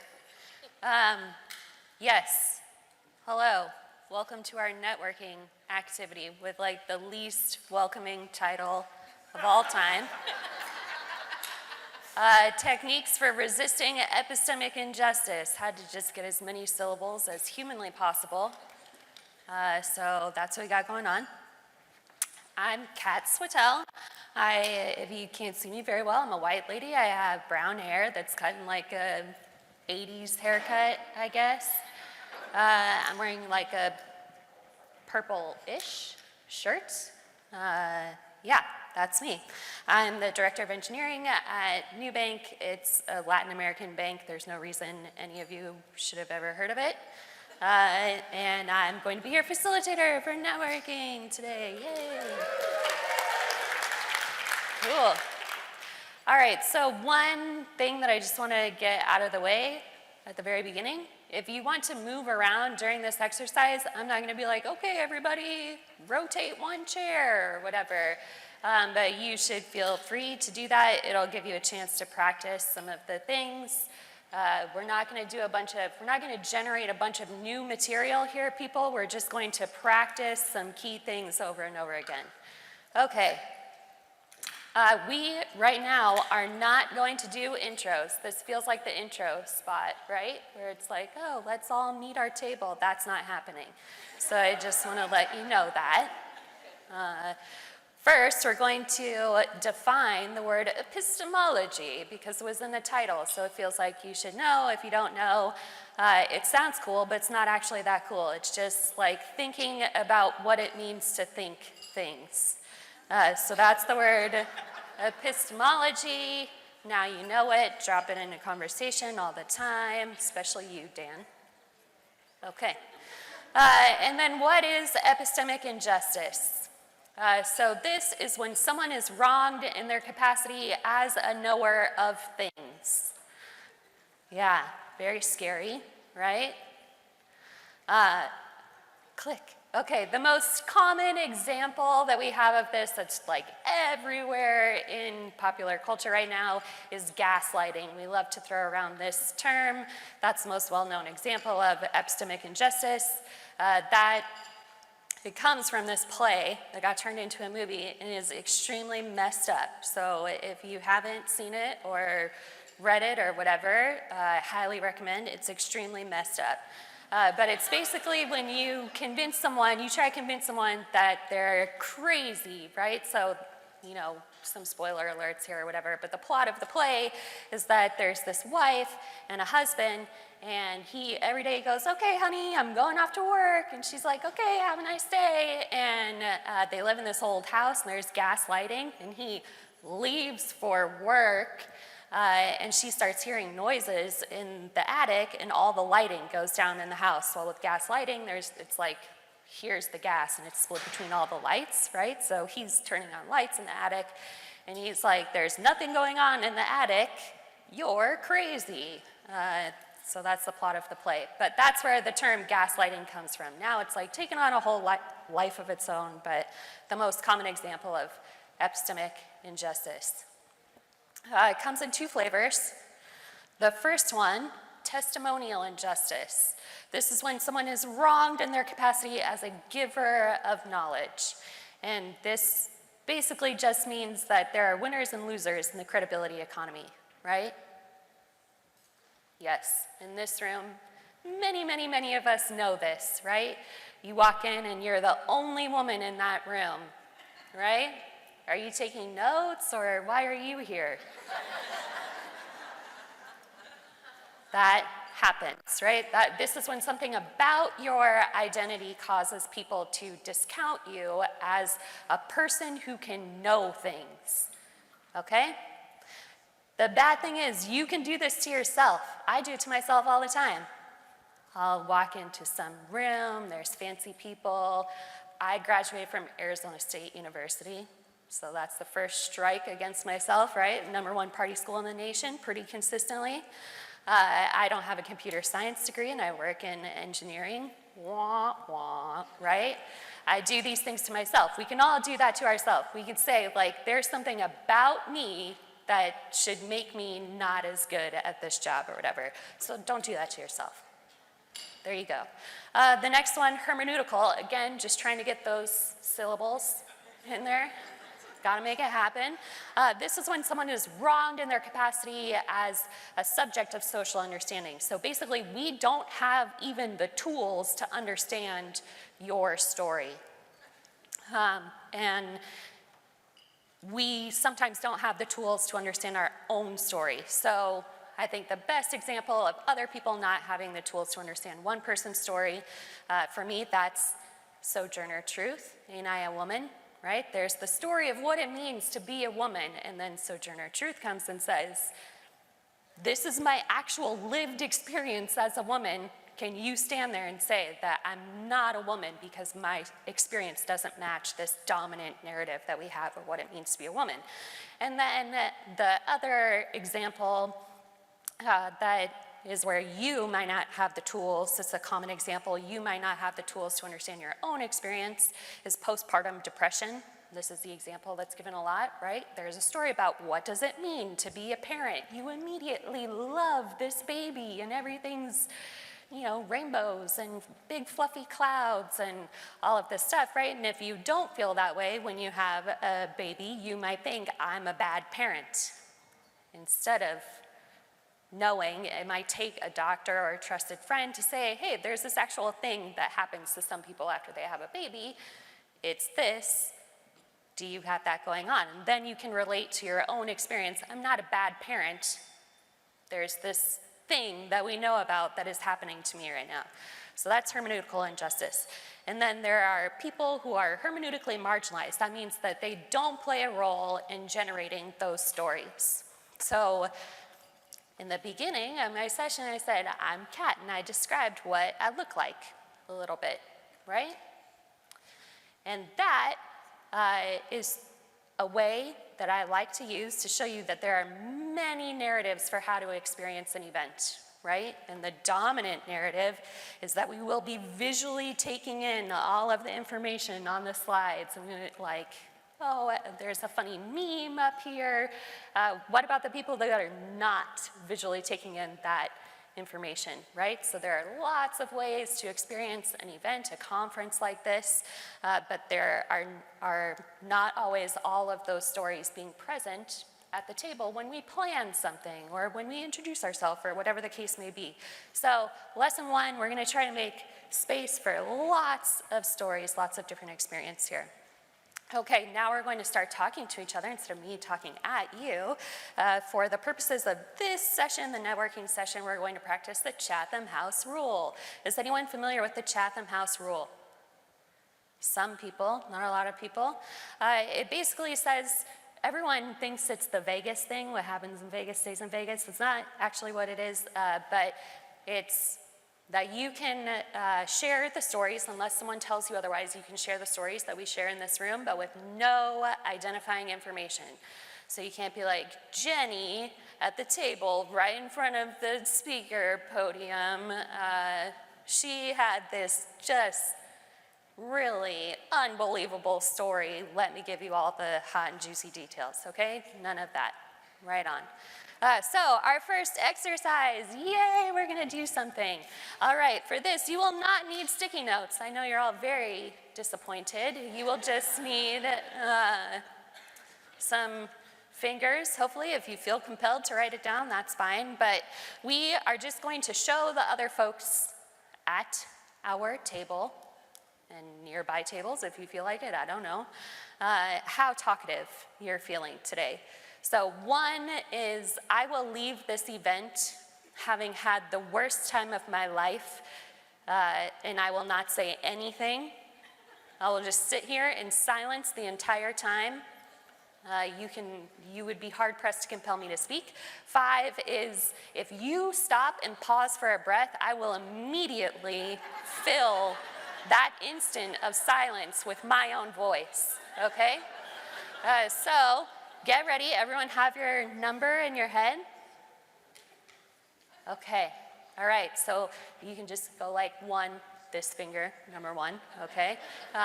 2, 3, 4, ready? 1, 2, 3, shoot. Okay, kind of take a note of what the other people at your table are feeling.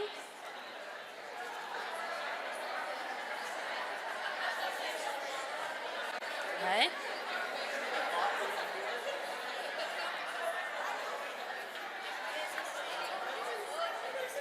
Okay, how many 3s do I have in the room? If you're a 3, raise your hand. Cheaters?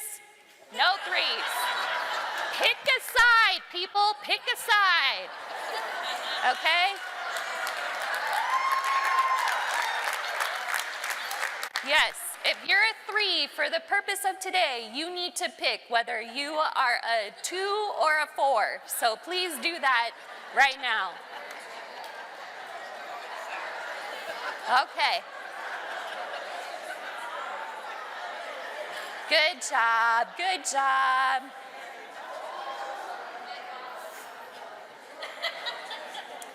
All right.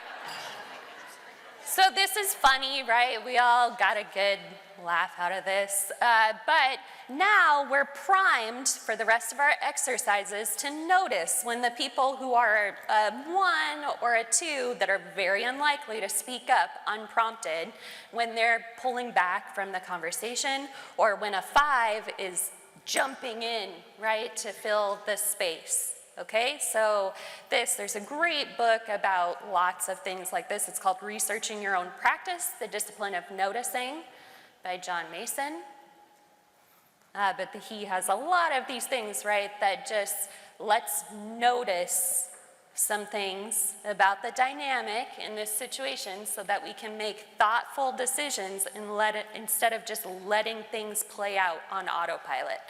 Okay, so we're going to make some thoughtful decisions. And we share this with each other so we know our own tendencies and we can relate that to the group, and we also build some shared accountability in the group so that all of us can be invested in hearing from the folks that might not be that likely to speak up. Okay, now we're ready to do intros. And my request is that at your table you start with any 1s and 2s that might be present and give them the space that they need to introduce themselves. And then you can go to the 5s. We're just going to spend a few minutes on this. So a nice, short, crisp intro like you would do in a meeting if you're a 3, not a 5. Okay? All right. Introduce yourself to your friends at your table.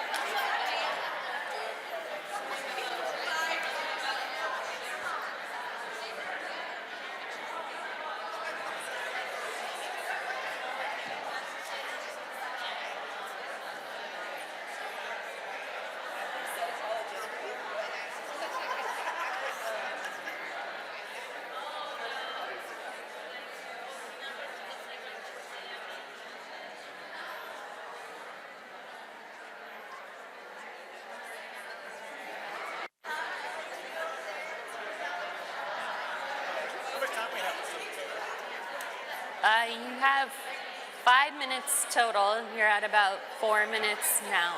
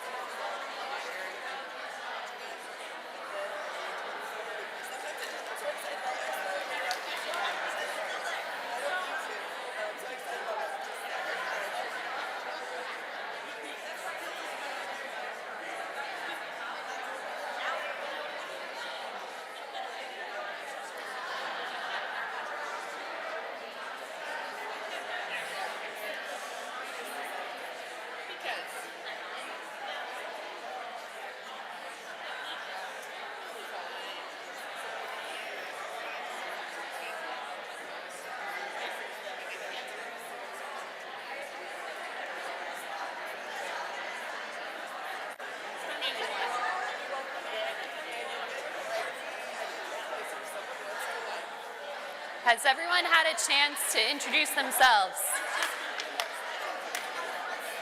Yes?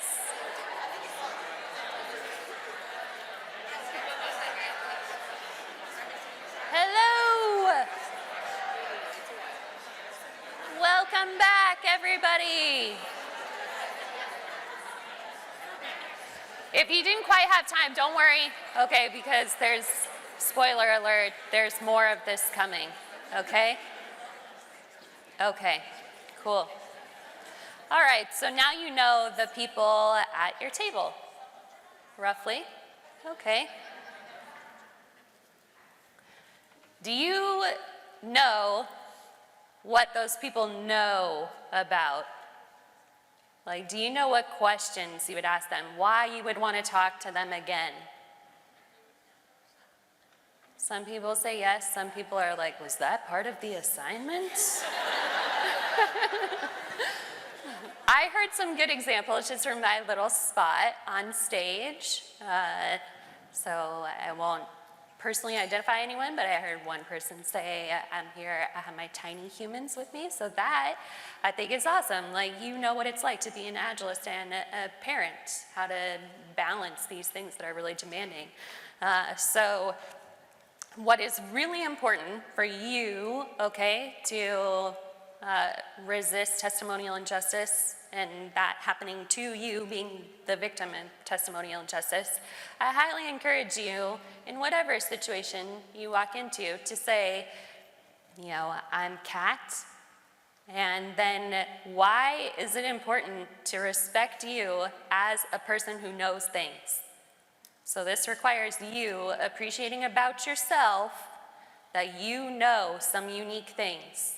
How many of you are brand new to Agile? Anyone? Brand new? Or first time on a transformation? There are not a lot of hands raised, huh?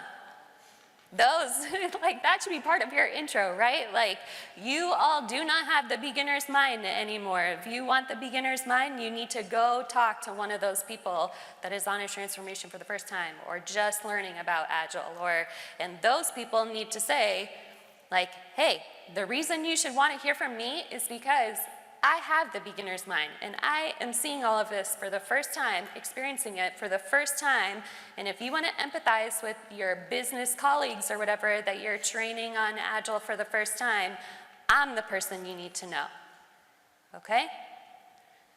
And we're not in this alone, right? Like, you're not out there fighting alone, but the best thing for any group is to know these things about each other, right? Yeah, it makes everything better. Every meeting, every conference, everything. So you also, if someone enters the group or attends the meeting or whatever, you can get that from them, right? Like, hey, what brings you here? Which things are you really passionate about? Do you have any special expertise? Do you, right? So that we can know what other people know and we can respect them as knowers. Okay?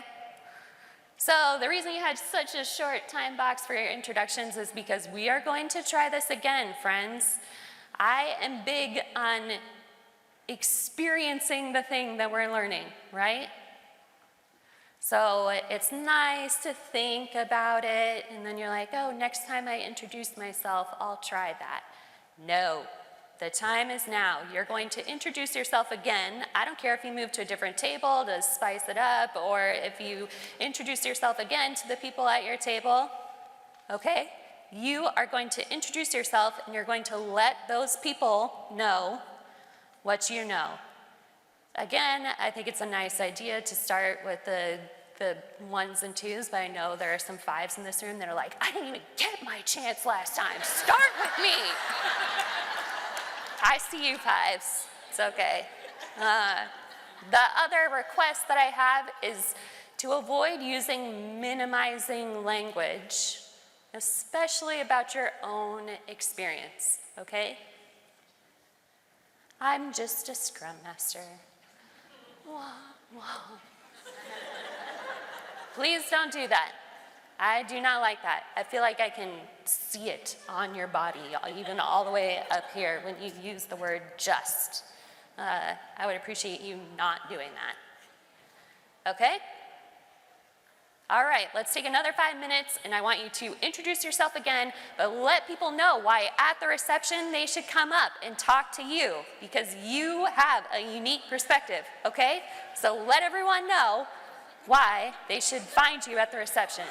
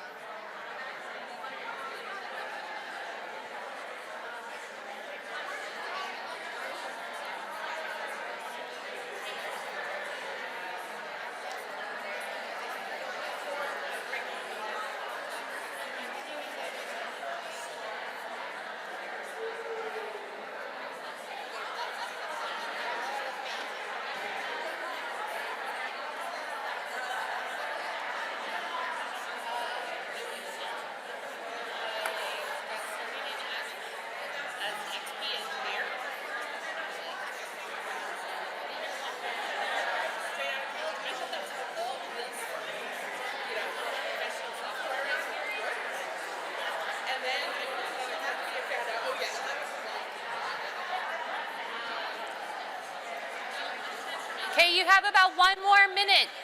So get to those sad 5s.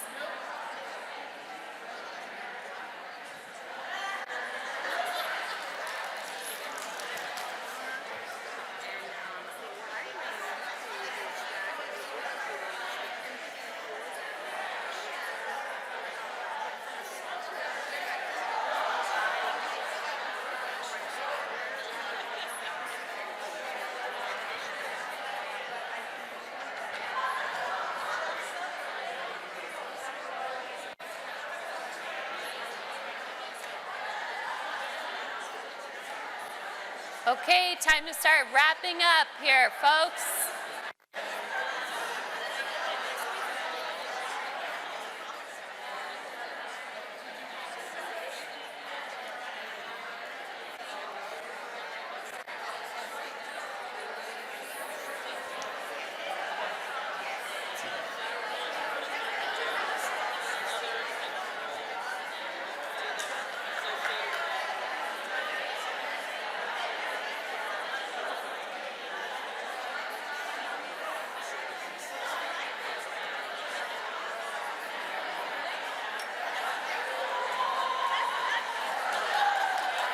Okay, that table started screaming, so I think we're done.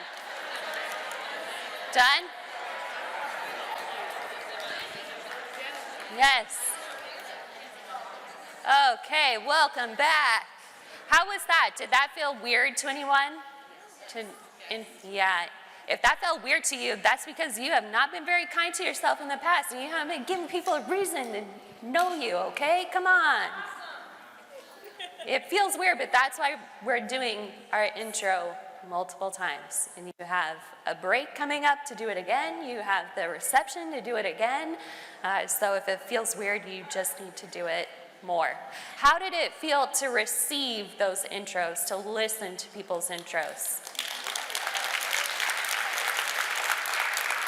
Yeah, it's cool, right? Like instead of being like, oh, how's the weather today? You can ask a real follow-up question that you actually care about. So, cool, right on. Now you have that. You'll get more turns to practice. For some people, this is extremely difficult, right? I don't know. Why should people want to hear from me? You can enlist the help of a friend, right? Because they might have like a third-party view of you and your experience and your expertise, and they might be able to help you put together, you know, as corny as it sounds, just the way that you can introduce yourself to people or frame your experience. Like, one of my favorite things to do is in the meeting agenda, put each of the participants and why they're going to be there.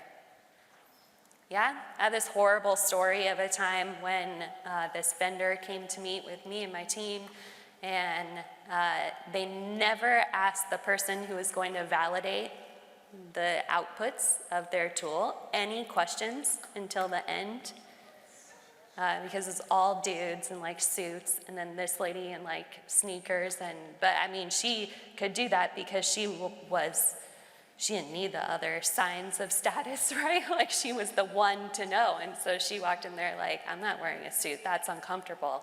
But these guys just like interpreted it completely incorrectly, and it's like 30 seconds left. And finally, I am finding it hilarious. I'm like, let's just let this play out. But one guy's like, hey, it seems like you should ask this person a question because she's the one who's going to decide if you get paid or not. And all of their faces were just like, so it's good for everyone involved, right? To kind of prompt intros in this way. And you can get help from a friend, especially if you have a friend who's like a chronic 4 or 5, right? Very talkative. Like sometimes you can even let them introduce you. Like walk up to the circle and just be like, hey, I'm Kat, I'm here, and then just look at them. And they will fill the space with your introduction. Okay, all right. So we've done like a whirlwind introduction to epistemic injustice, and I think all of us have kind of an intuitive feeling of why this is a problem. And I saw many of your faces when I described the fact that we do this to ourselves a lot. There was a lot of, oh shoot, right? So I would like now for each of you to think of something that will prompt you to re-examine your conversations very soon after the conversation. Lots of us said this was very weird to think about our conversations through this lens, okay? So we're going to give ourselves a little reminder to think if you have perpetrated some sort of epistemic injustice against yourself or against someone else in a conversation. So for me, I picked going through a doorway, because even when I'm on Zoom, like I hang up the Zoom and go refill my water, and I purposely refill my water at like the farthest sink possible, and when I walk through the door, I kind of replay the conversation in my head, what just happened here, and sometimes I'll be like, oh yeah, you know, whatever, like, and we're all doing this to ourselves, we're all doing this to each other, and usually if it's some reminder that's very close to when the conversation happened, you can probably go back and be like, I think I messed that up. Like, I think I should have told you this, or I should have asked you this question, you know, and even all of us who have great intentions, we do this, right? Like, oh, that guy that works in a windowless office in the basement for 10 hours a day, every day, I assumed he would not have good social skills, and turns out he's a social butterfly, and that was not very nice of me. So then you can go back and rethink that, right? So we're always making assumptions about people. So in your head, take a second here to think about what could be a good reminder, like something that you do frequently that will prompt you to re-examine conversations that you've had, to look for instances where you might have experienced epistemic injustice. Either it's happening to you or you're doing it to someone else. So I'll give you a second, and like, yeah, doorways are a common one, or when I unlock my phone, or things like that. Those are common ones. And I'm not asking you to make it. Someone was like, that's enough, Kat. Sean, I see you back there. No, Sean's lovely. Anyway, yeah, I'm not asking you to make a commitment forever, okay? I'm just asking you to try something. If you're going to the big conference, maybe you can say, well, I'm at the conference, I'm going to try it. Or I'm gonna try it just until Wednesday or something, right? So get something in your head, some activity that's going to prompt you to re-examine conversations, and then I would like you to share that with your friends, your new friends at your table, okay? Does everyone understand the assignment? Does anyone not understand the assignment? Okay. You're just going to pick an activity that you do all the time that's going to prompt you to re-examine whatever conversation you just had, to know if you perpetrated epistemic injustice against yourself or someone else. So for me, it's walking through a door, but I know some people who say it's like unlocking their phone, refilling their water bottle, something you do all the time that you can like associate with, well, I need to do a replay on the last couple conversations, okay? Don't overthink it, all right? Like, you're never gonna see these people again.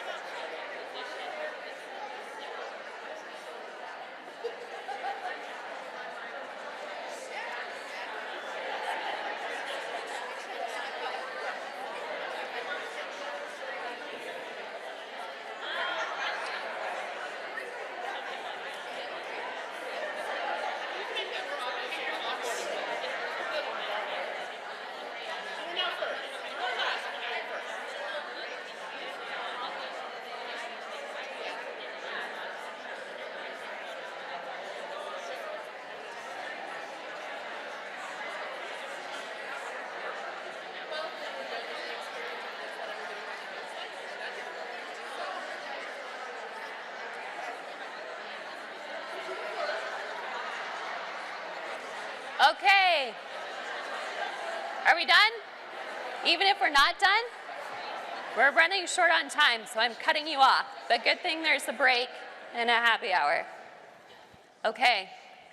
Great job, everybody. Now we're getting to my favorite part. I am a conflict enthusiast. So this is my favorite part. We just practice things that are like pleasant. Oh my goodness, I'm going to introduce myself and make new friends. And, we very rarely get a chance to practice things that are super difficult, right? You just find yourself in this crappy situation and you're like, how do I get out of here? So that's what we're going to practice. Is it okay if I release them to the break? Can we end on this? Is this okay? You're ready. Okay, yes. So this is how we're going to go into a break. We're going to practice ending a conversation where things have just gone off the rails, or you are not being respected in your capacity as a knower, or someone in the room is not being respected in their capacity as a knower, and it's freaking you out, okay? We're gonna practice ending the conversation, ending the meeting, all right? So here's some ideas. You can just say, we need to take a break. And then take a break. I think if you just do this really quickly, we need to take a break. I'll see you back here in 10 minutes. People are just like, oh, is this something I didn't see it in the agenda?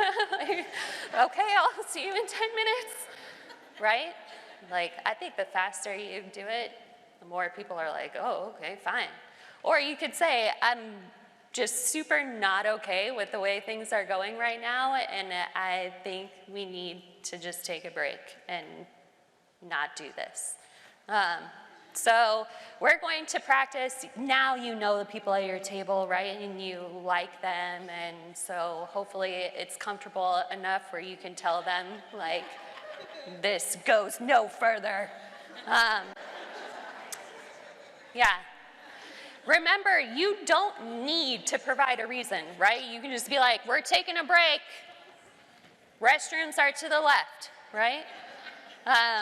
But there have been lots of studies on this, and if you provide a reason, even if it is the world's worst reason, people are, for some reason, they feel like obligated, like, oh, my favorite version of this study was when people are lined up to use a copier, and someone goes up to them and says, I need to use the copier because I don't want to wait in line. And people will just be like, oh, you go, it's fine. So you could say, like, we need to take a break because I'm tired of you all.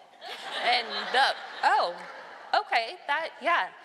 So if you want to append your closing with a reason, there is something psychologically where it will create this sense of obligation in people, but also, like, it's your life, you know? You only get one, so you can also just be like, I'm out. And that's fine too. So now you're going to practice telling the people at your table that they should not be at your table anymore. And then I think we'll go to the break. Is that okay? Yeah? You're gonna come back up? Okay. I'm super happy that we got to do this together. Okay? I'm truly thankful that you spent this time with me. And if you want to come find me and complain or whatever later, that's totally fine. Okay, we'll have our closing.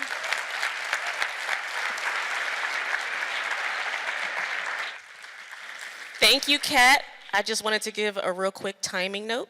We are about to take a 15-minute break. So we have longer to practice these new techniques that Kat has given us. So 15 minutes, some more snacks should be arriving soon. Sorry if they're not already out. Even better reason why we have more time. It looks like we're waiting on the food to be placed, but we'll be back in 15 minutes. That it's cheap, but it's not free. That I'm not what I used to be. And that love's not a game for three. Babylon sister, shake it. Babylon sister, shake it.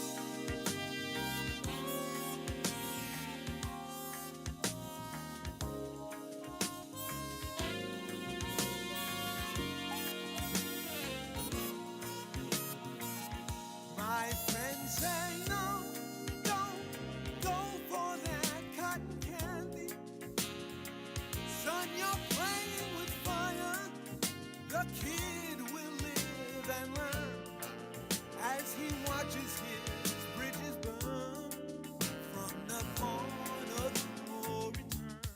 Babylon sister, shake it. Babylon sister, shake it. So fine, so young. Tell me I'm the only one.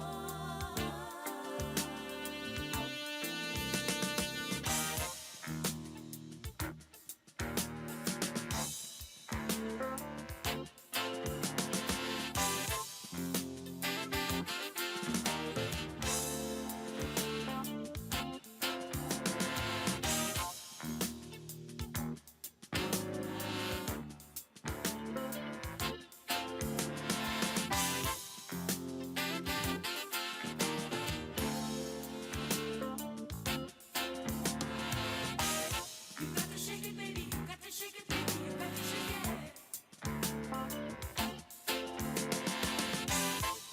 You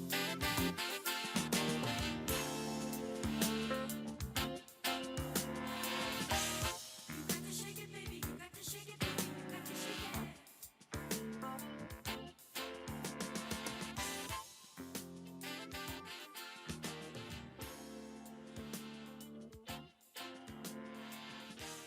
You got to shake it, baby. You got to shake it, baby. You got to shake it.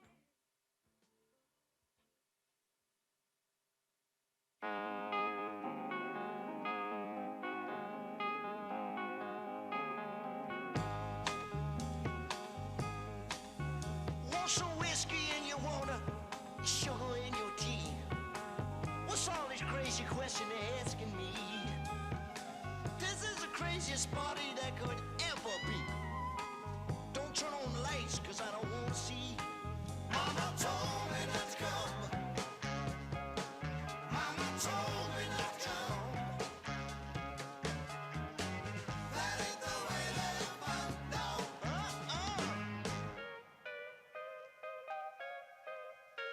Open up the window, let some air into this room. I think I'm almost choking from the smell of stale perfume. And that cigarette you're smoking, I'll scare me half to death. Open up the window, sucker, let me catch my breath. Mama told me not to come. Mama told me not to come. That ain't the way to have fun, son. That ain't the way to have fun. She said, oh, yeah.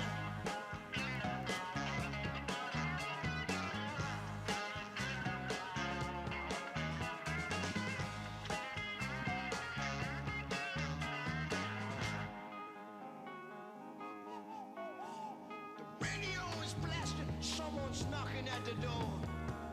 I'm looking at my girlfriend, she passed out on the floor. I've seen so many things I ain't never seen before. Don't know what it is, I don't want to see no more. Mama told me not to come. Mama told me not to come. She said, that ain't the way to have fun, son. That ain't the way to have fun, no. Mama told me, mama told me, mama told me.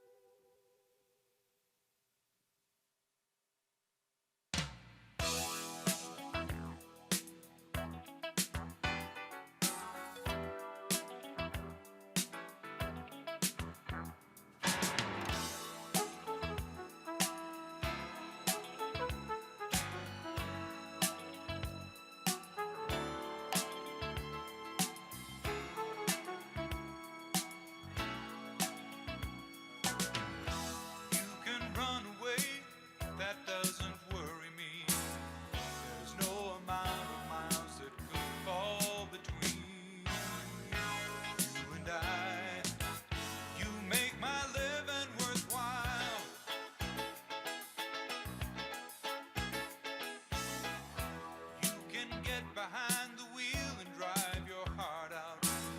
Take that Oldsmobile and stake your claim, just to find that all that running's in vain, and it will remain the same. If you should sail upon a ship, I'm gonna stow away. And if the ocean's wide, maybe it'll take a long while. If you should set out on a trip over your shoulder, casting iron, I'll be there wearing a smile.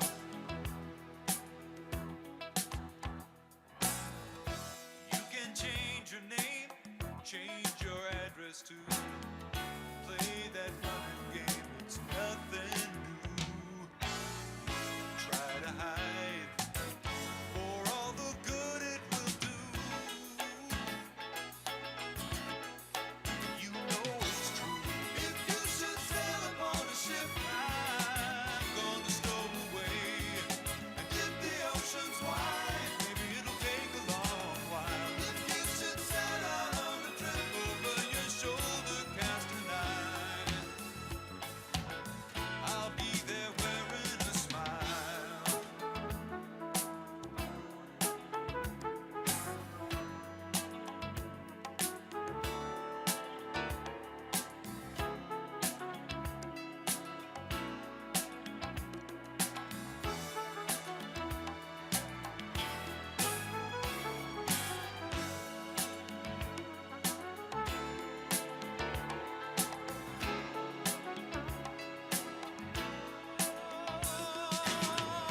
If you should sail upon a ship, so that I'm gonna stow away. If the ocean's wide, maybe it'll take a long while. If you should set out on a trip over your shoulder, casting iron, I'll be there wearing a smile. If you should sail upon a ship, say that I'm gonna stow away. And if the ocean's wide, maybe it'll take a long while. If you should set out on a trip over your shoulder, casting iron, I'll be there wearing a smile. If you should sail upon a ship.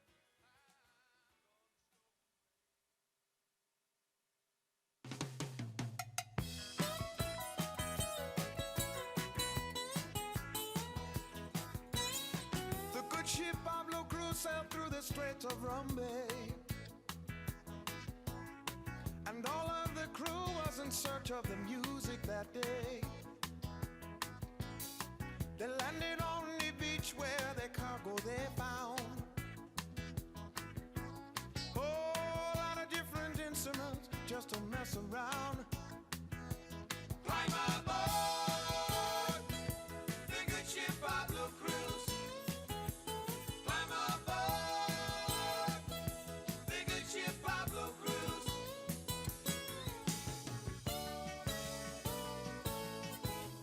They loaded up the cargo and they turned the ship around. And through the wind from on the beach they hear delightful sound. All the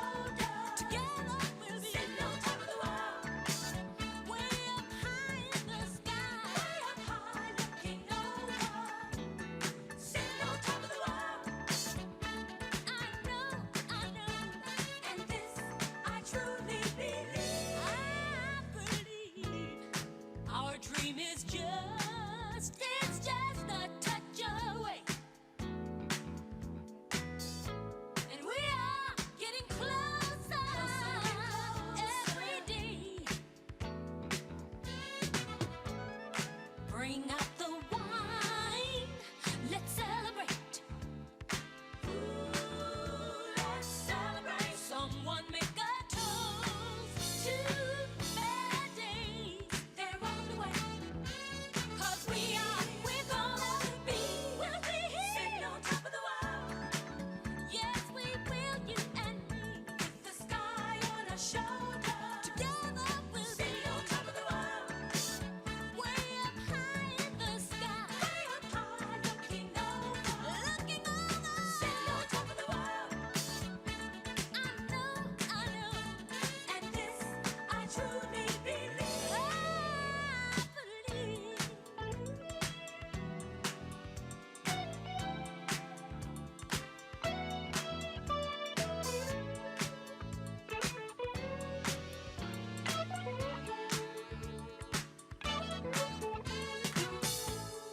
Bring out the wine. Let's celebrate. Ooh, let's celebrate. Someone please make a toast to better days. They're on the way. 'Cause we're gonna be, we'll be sitting on top of the world.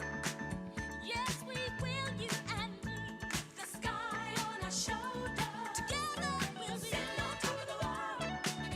Way up high in the sky. Way up high, looking over. Sitting on top of the world.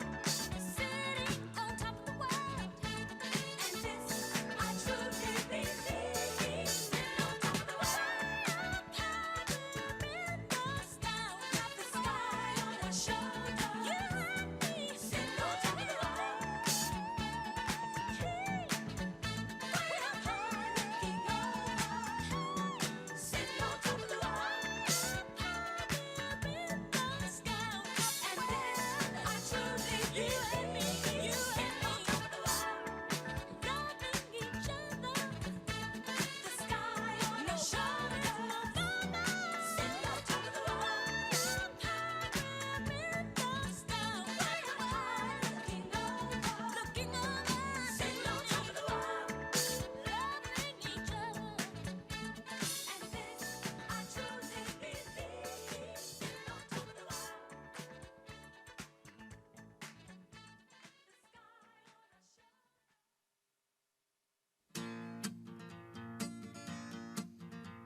Sunshine, go away today. I don't feel much like dancing. Some man's gone, he's tried to run my life. He don't know what he's asking.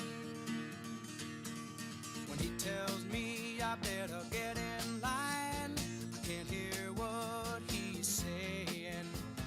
When I grow up, I'm gonna make it mine. These ain't dues I've been paying. Well, how much does it cost? I'll buy it. The time is all we've lost. I'll try it. And he can't even run his own life. I'll be damned if he'll run mine. Sunshine, sunshine, go away today.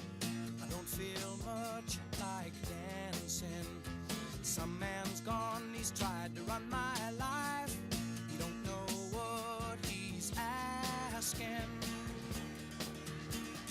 Working starts to make me wonder where the fruits of what I do are going. He says in love and war all is fair. He's got cards he ain't showing.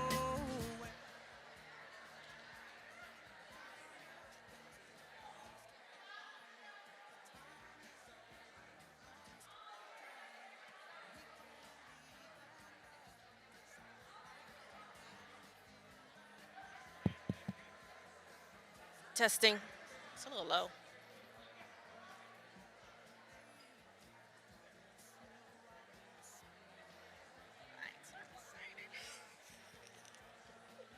The lights.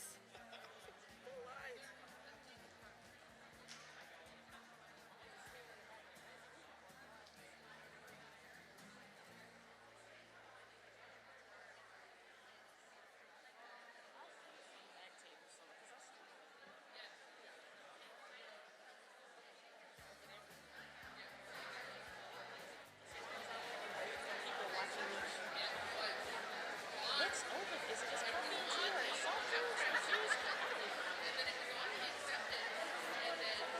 my water cup back here, but I want to leave that one there.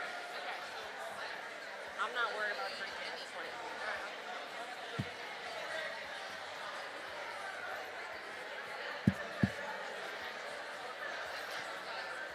All right, we're 5 to the hour. Oh, now you can hear me.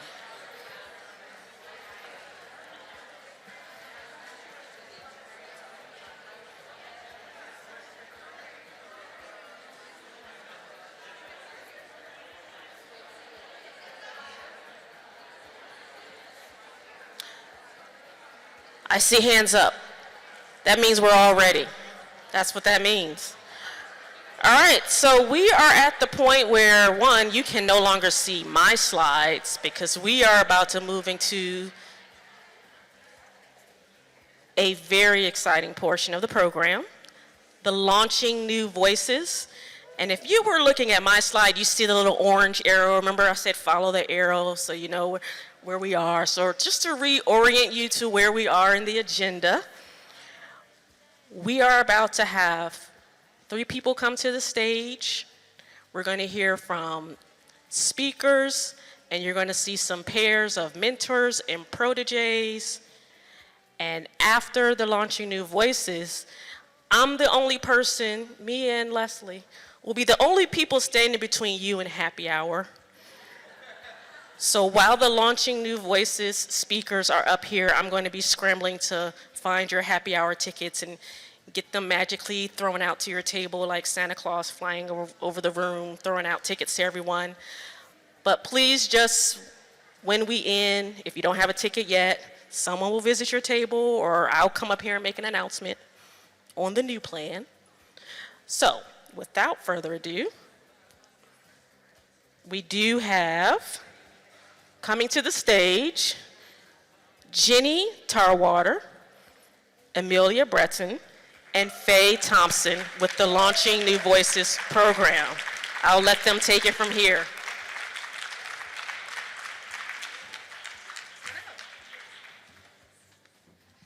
Hey everyone, welcome to Launching New Voices. Woo! Those ones. And we're your program team. I don't know where the clicky is. Here we go. Podium. Oh, magic clicky.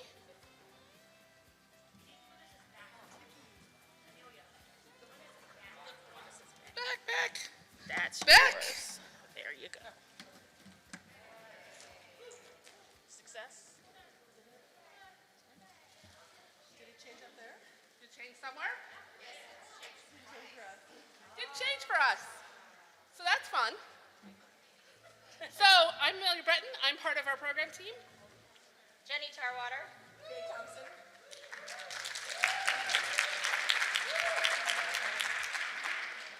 And Jenny is going to talk to you about the history of Launching New Voices and how we ended up here. Yeah. All right, so I don't know how many of you are first-time attendees to the big Agile conference that starts tomorrow. Yeah, that was me in 2015. And it was such an amazing experience. I could not believe that the people that I had read their books were like sitting next to me at lunch, right? I'm like, Diana Larson, hi, how are you? Esther Derby, oh my gosh, this is crazy. And they're like the nicest people, right? And they're so smart and they had all this knowledge to share and they're up on these stages. And I'm like, I want to do that.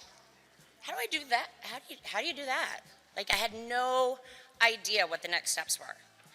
And Lisa Atkins and Natalie hosted a lunchtime high dream, low dream session. And I sat next to Billy Schutzpeltz, and we were both like, this is our first time, we want to do that. How do you do that? I don't know how you do that.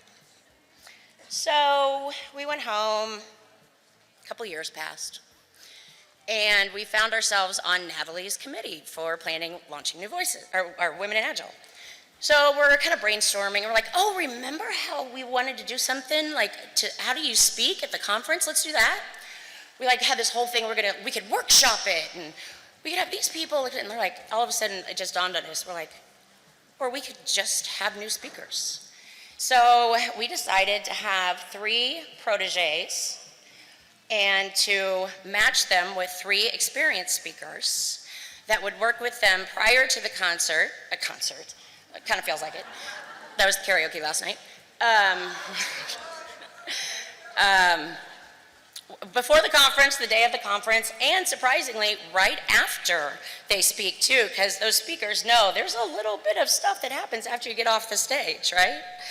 And so in 2017, we had our first Launching New Voices session, and we've continued to do that at this conference as well as others throughout the last few years. So that's our origin story, and it's so exciting to hear the stories that these folks are going to present.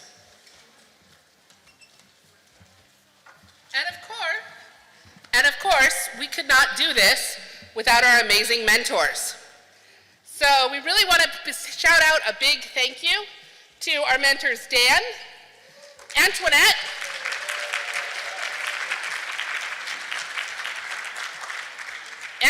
who unfortunately could not be here today, but Colleen is stepping in to help our mentor our protege on day of. And our final mentor, Yuta.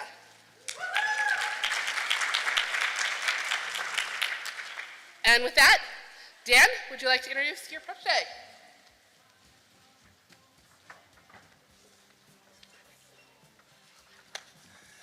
I had my introduction for Padma all worked out in my head because I only found out about this, I don't know, about a day ago that I was supposed to introduce Padma. So I had the introduction all worked out in my head, and then we did Kat's introduction exercise. Where's Kat? Chatham House Rules, right? Chatham House Rules, yeah. Forget that. All right, our story begins with Colleen Johnson and a trip to Tijuana. It's been my sincere pleasure to get to know Padma over the past couple of weeks. I quickly appreciated her professionalism, her perseverance, her passion. All qualities which I'm sure you will see, which will shine through as she goes through her presentation. So it is my sincere pleasure, without any further delay, to introduce Padma Petrevu.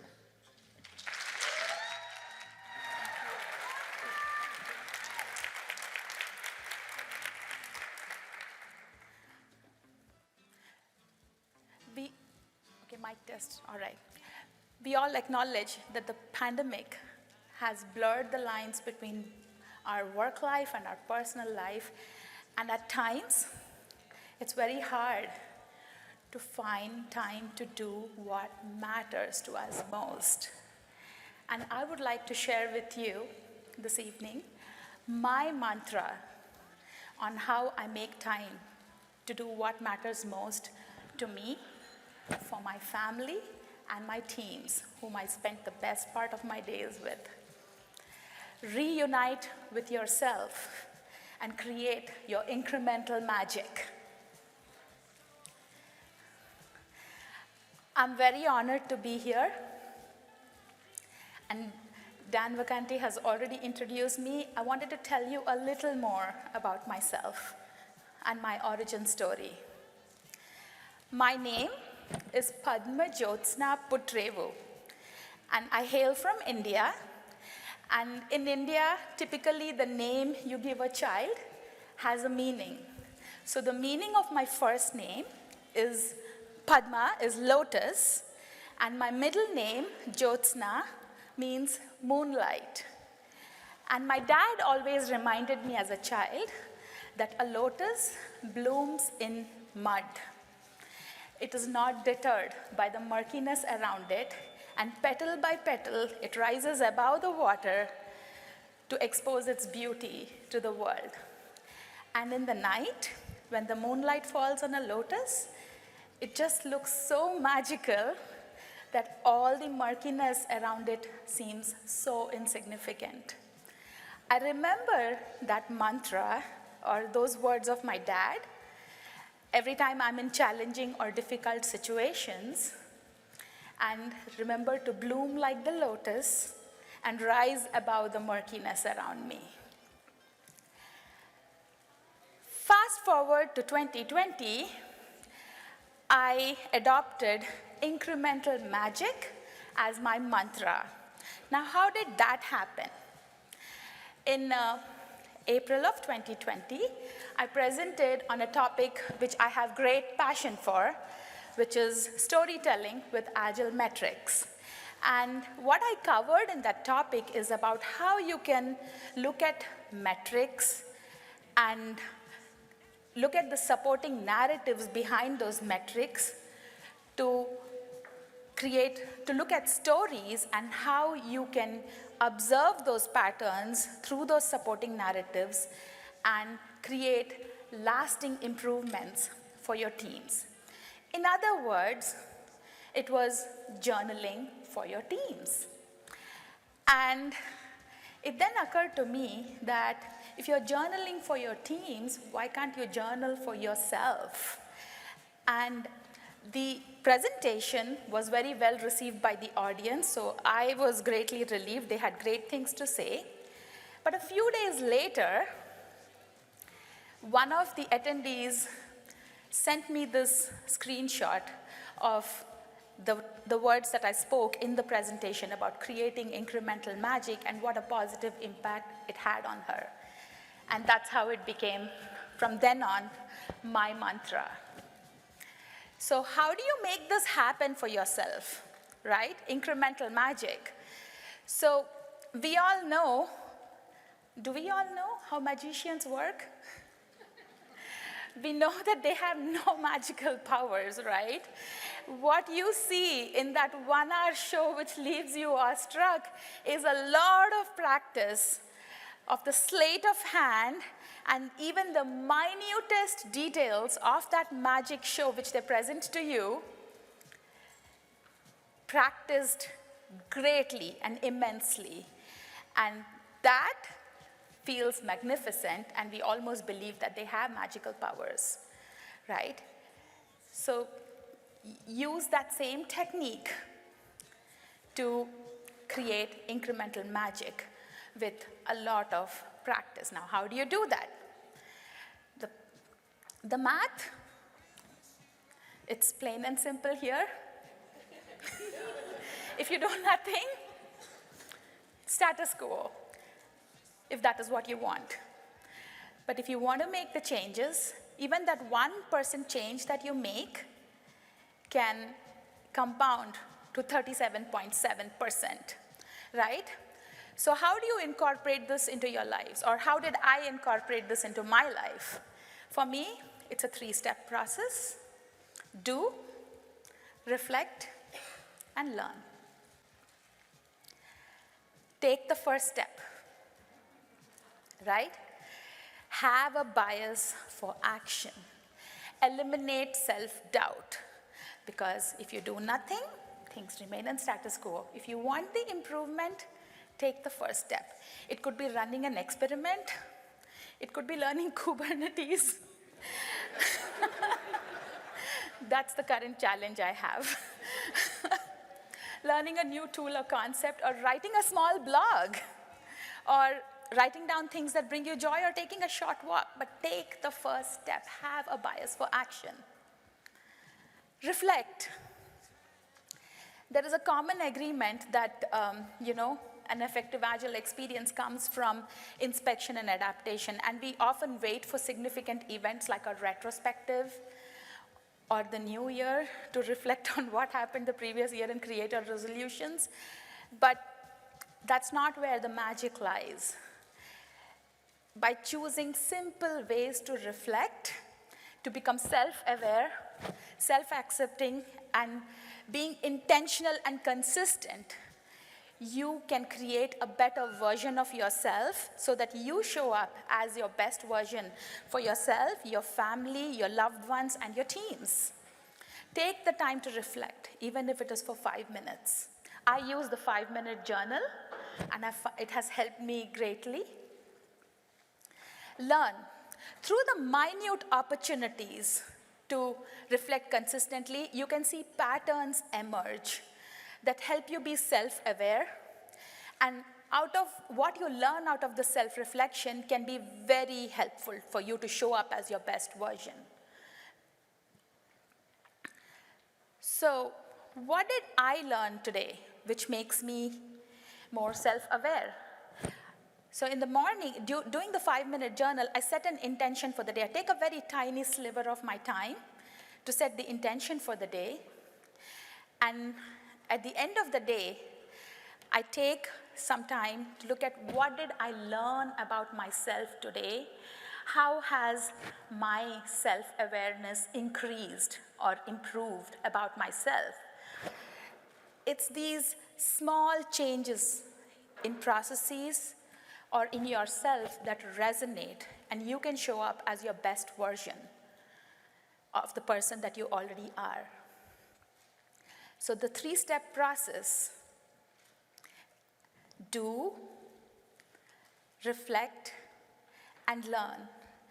And remember the real you through these 3 steps, and learn to rise above the murkiness and bloom one petal at a time.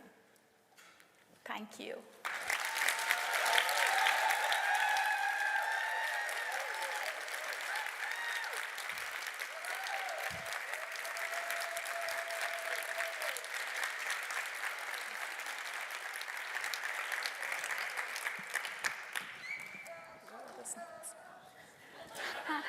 Thank you.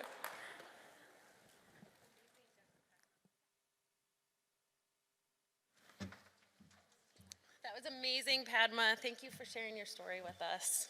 And I don't know, Dan, did you actually have anything to do with that? Doesn't seem like it. So I'm filling in for Antoinette, so I didn't get a chance to meet Hital till yesterday, actually. So I'm actually going to read you her bio. I'm sorry, I'm looking down on my phone to read this to you all, but I want you to get her complete story before she takes the stage. Hital is an experienced consultant with a wide range of experience in several agile and traditional project management roles. She's been a key contributor on Agile transformation teams, rolling out transformation roadmaps, providing Agile 101 and JIRA training, and serving as an Agile change agent for organizations. She takes a pragmatic approach when it comes to coaching teams and has guided IT and non-IT teams to effectively collaborate. Additionally, she holds a ACSM and ACSPO certification from Scrum Alliance, a degree in Economics and Communication Studies, and a PMP from the Project Management Institute. All the letters. As a system design thinker and advocate of data-driven results, she is able to help organizations visualize the path towards an ideal state. Hital has a passion for coaching and working with teams, and she finds joy in simplifying complex concepts into palatable chunks to help teams better understand frameworks. Please join me in welcoming Hital to the stage.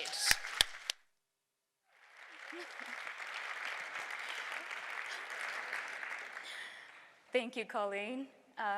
Do you think I can get the ticker from someone? No, it's this one? Oh, got it. Thank you. Hi, everyone.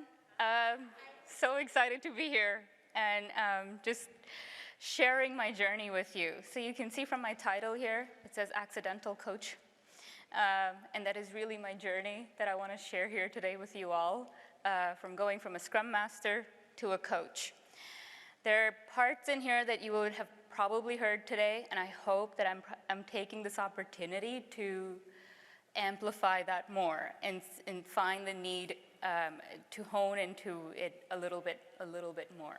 So without further ado, let me say that I'm here to really talk about how you can lean into your most natural leadership style to take you from point A to point B.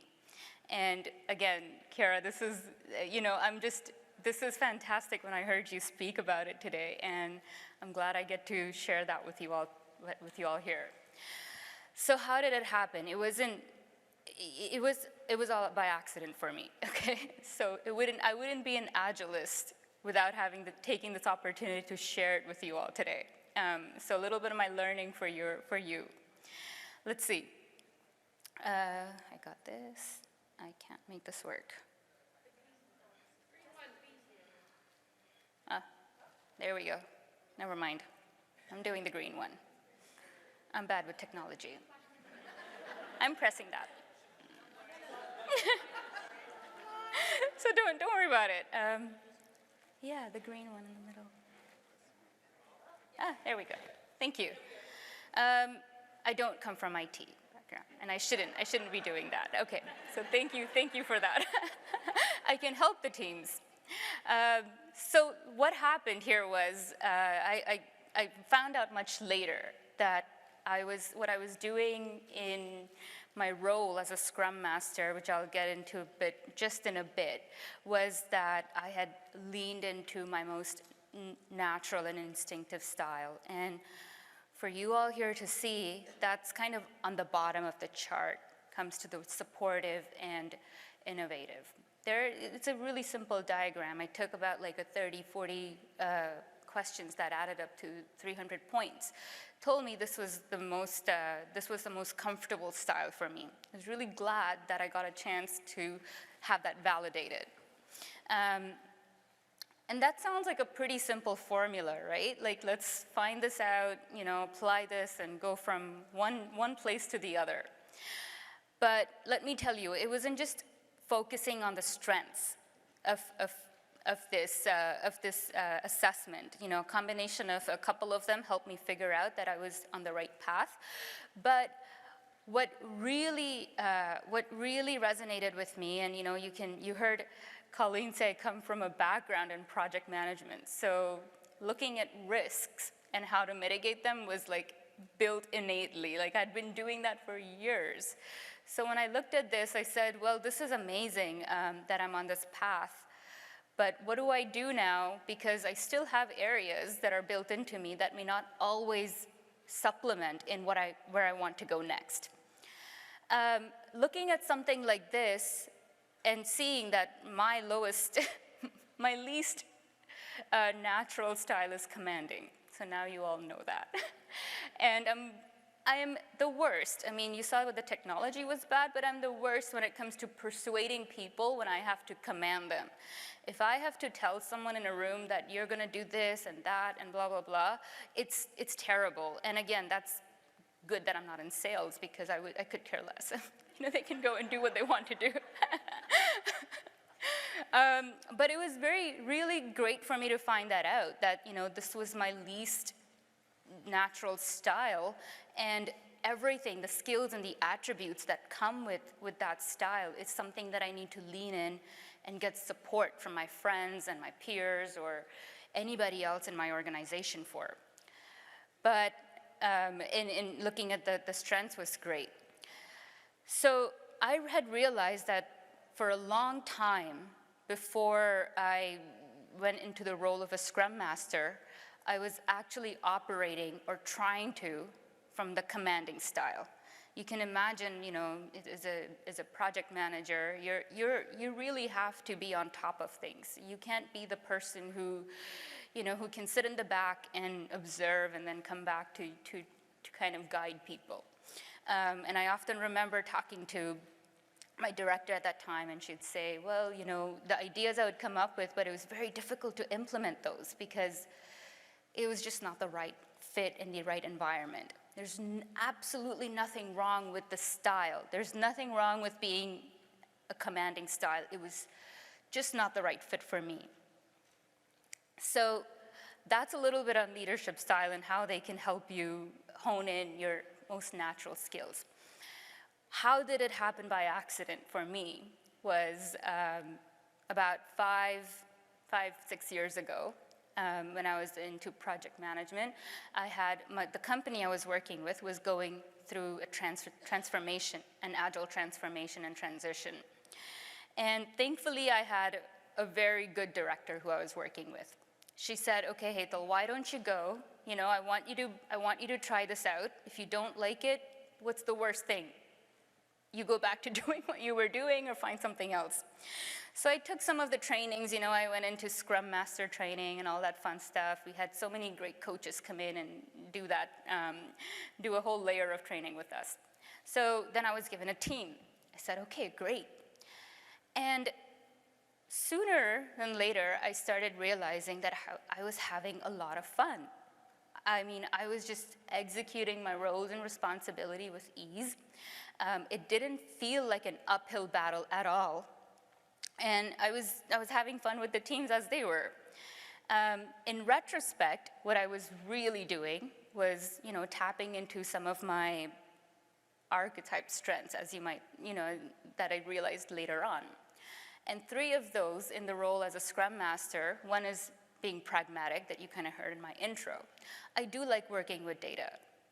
And when you're given a Scrum team, your one job is to improve them, is to take them from a low-performing team and make it a high. And you often are supposed to do that and communicate their story using data. So this was one of the easiest ones for me that I could lean into and execute. The second one was being, focused with precision. So when I say precision, I really mean focus. In my style as a supportive and inspirational leader, being focused was very natural to me. So what I decided to do was focus on the key problems and impediments that we were facing in the transition. And with the help of some other Scrum Masters, we kind of created this cohort and community of practice to take those and increase the level of transparency across the organization, right? Because we were just humming these symptoms that were coming up, and we were like, yeah, this is an impediment, but nobody was realizing why is it an impediment. So there was a whole root cause analysis to be done and all the fun stuff with that. And the third one here is one of my favorite, which is being under the radar. And as a Scrum Master, I had the perfect opportunity to just kind of be a little inconspicuous, take a step back, and everything that came with the commanding style of project manager, but opposite. Just kind of take a step back and look at my team, right, from afar.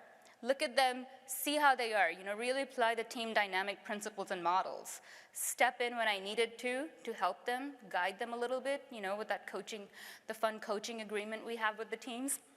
And then go back again and let them run the show. I mean, I wouldn't let them just cross the road with a car crossing, but I can let them jaywalk a little bit. And that's really how it happened. When I was doing all this at the company that was going through a transformation, and I was so comfortable in my role as a Scrum Master, sooner rather than later, I found myself to be also situated on the transformation team. Now I'm working with the coaches and my peers to kind of do and run across different areas in the company and gather all the information, collect it, and see how we can naturally make it a learning organization so that everybody doesn't have to repeat the cycles over and over. So that made me a change agent. And I started really looking at, this was around the time when I came across these leadership styles. So I said, okay, this makes sense. So I started sharpening my skills around facilitation, around active listening, which was so important as, just being in that team coach space. Just working on impediments across the organization, bringing them up to a level, and raising the bar on transparency, because I think it's undervalued how much transparency and the kind of transparency you can bring forth. And sooner rather than later, I found myself in that position, which kind of took me on that, it was my guiding hand all along, using these natural instincts into coaching. And after some time, with the help of some wonderful mentors, it was not just me, I got to be where I am now, where I get to consult. I get to go to different clients and organizations. I work with their teams, Scrum teams, some Kanban, still learning more about that. And Scrum Masters, product owners, and their people leaders, like the middle management there, to help them in their transition towards agility. So that is how I applied, without knowing what was going on. But I wanted to take this moment and hold a space here to kind of share that story. Because it's not too late. It's not too late to, you don't have to become an accidental coach. It doesn't have to be your journey. You can kind of create and manifest the role that's right for you and right for wherever you might be working. And just with a little bit of tune in with yourself, I think it's a great spot to start your journey instead of find out that's what happened. So I really encourage you to kind of take some assessment, I guess reach out to Kiara, and I'll include some of that in my blog, and go find what your style is and do more with it. Thank you.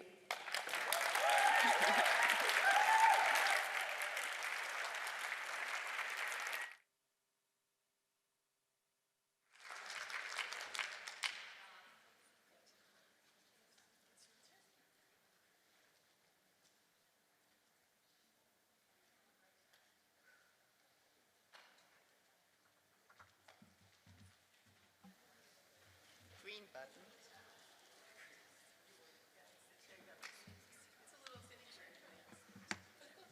It was good. So, well, I'm a technologist, that's why.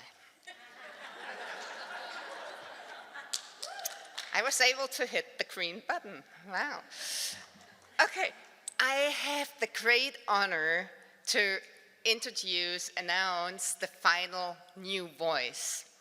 And collaborating with her over the last couple of months, I've learned that she has so many stories, so much wisdom to share, that I hope, actually, I'm convinced, her approach on the stage today for the first time will be just the beginning of a long speaking journey.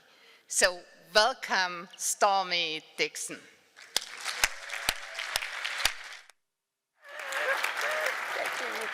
Thank you. Hi. Oh, that's loud. Hi.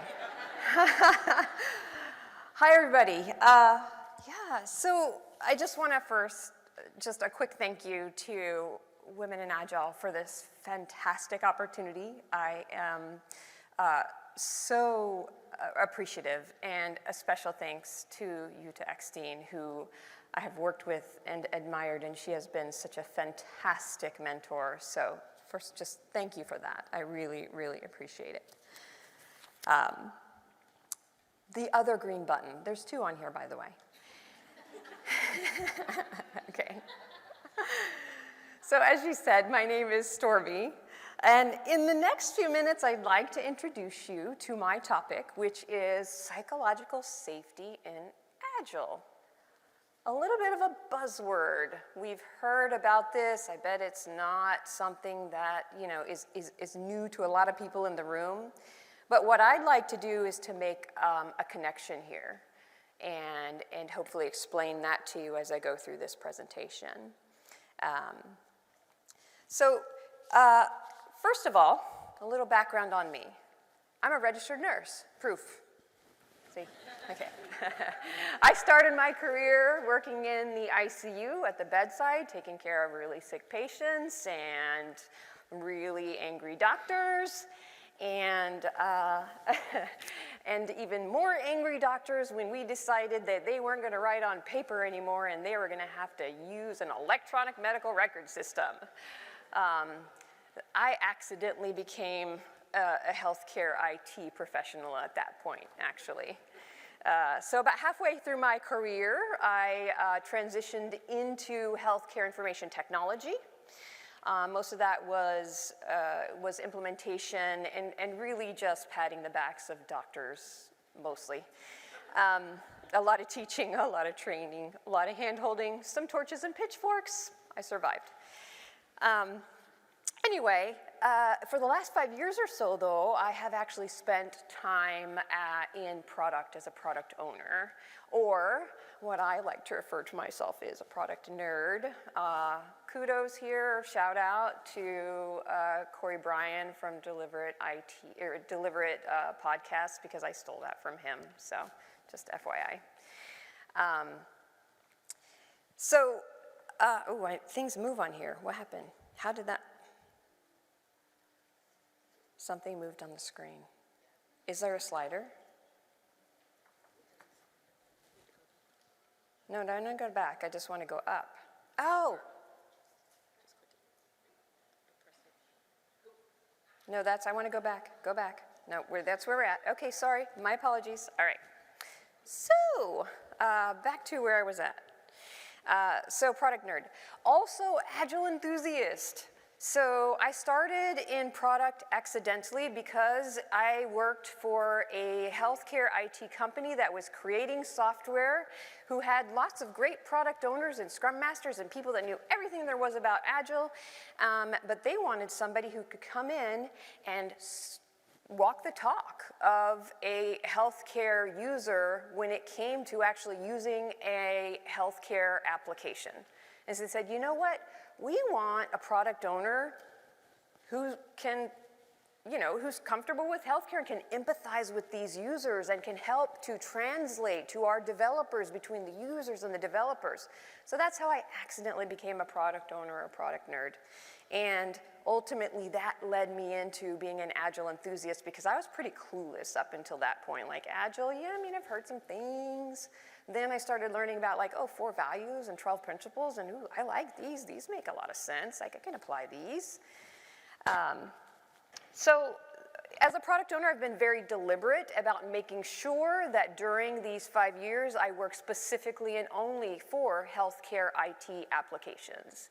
I can bring to that space knowledge and empathy and a passion, to be very honest. I want to make sure that what I'm doing is something that is helping those patients, those families, those providers to be better, to be healthier, to have better access, to have cheaper care, right? So those are the things that I'm passionate about, and those are the organization which I work for, or have worked for the last 5 years.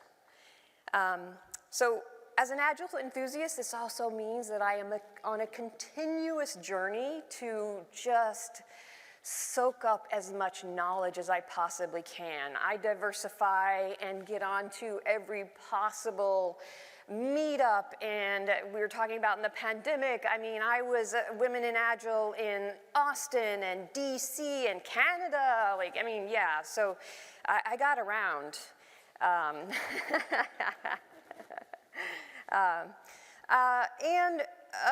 I wanted to so a couple of pictures here. Another proof I am a product owner. That's actually a picture of me with my team, the Code Diggers. Shout out to them, best team I've ever worked with. Love them. Code Diggers, love them. So, but the point of this talk is psychological safety. And when we're talking about psychological safety in Agile, we're talking about teams, groups, relationships.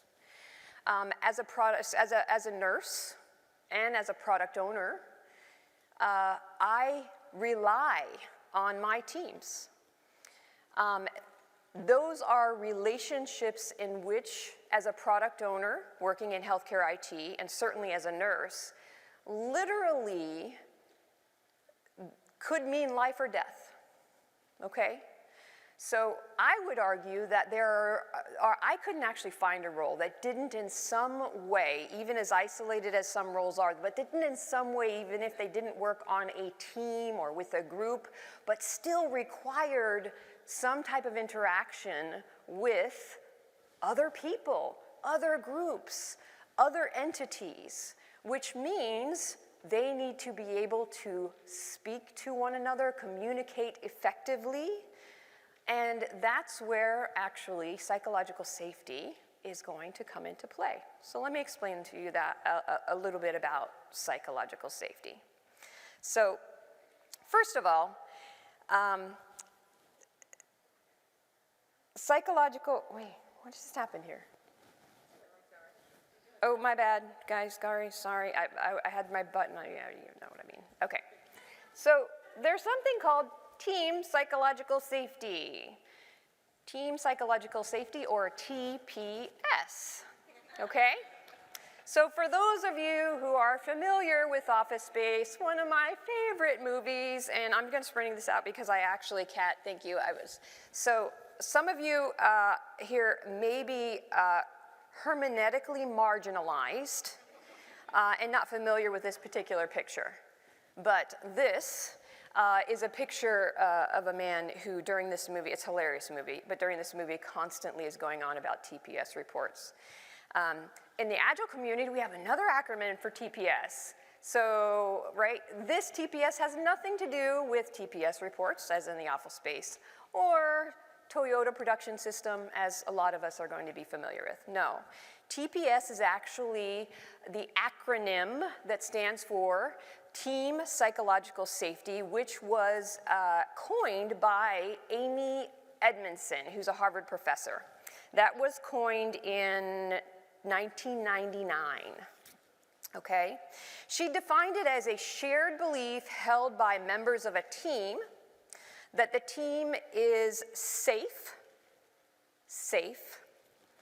for interpersonal risk-taking. I'm emphasizing a couple of words here, guys. All right. She further went on to say that it describes a team climate characterized by interpersonal trust, and mutual respect, okay, in which people are comfortable being themselves. Okay, so there's some interesting words in there that happen to overlap with some of the words that we actually utilize and integrate into our practice in Agile each and every day, and if we're not, we certainly should be. Okay, so introducing psychological safety, so we called it TPS, we shortened it to PS, or just psychological safety, but psychological safety is actually something that became very evident and integrated into Agile after Google did a study.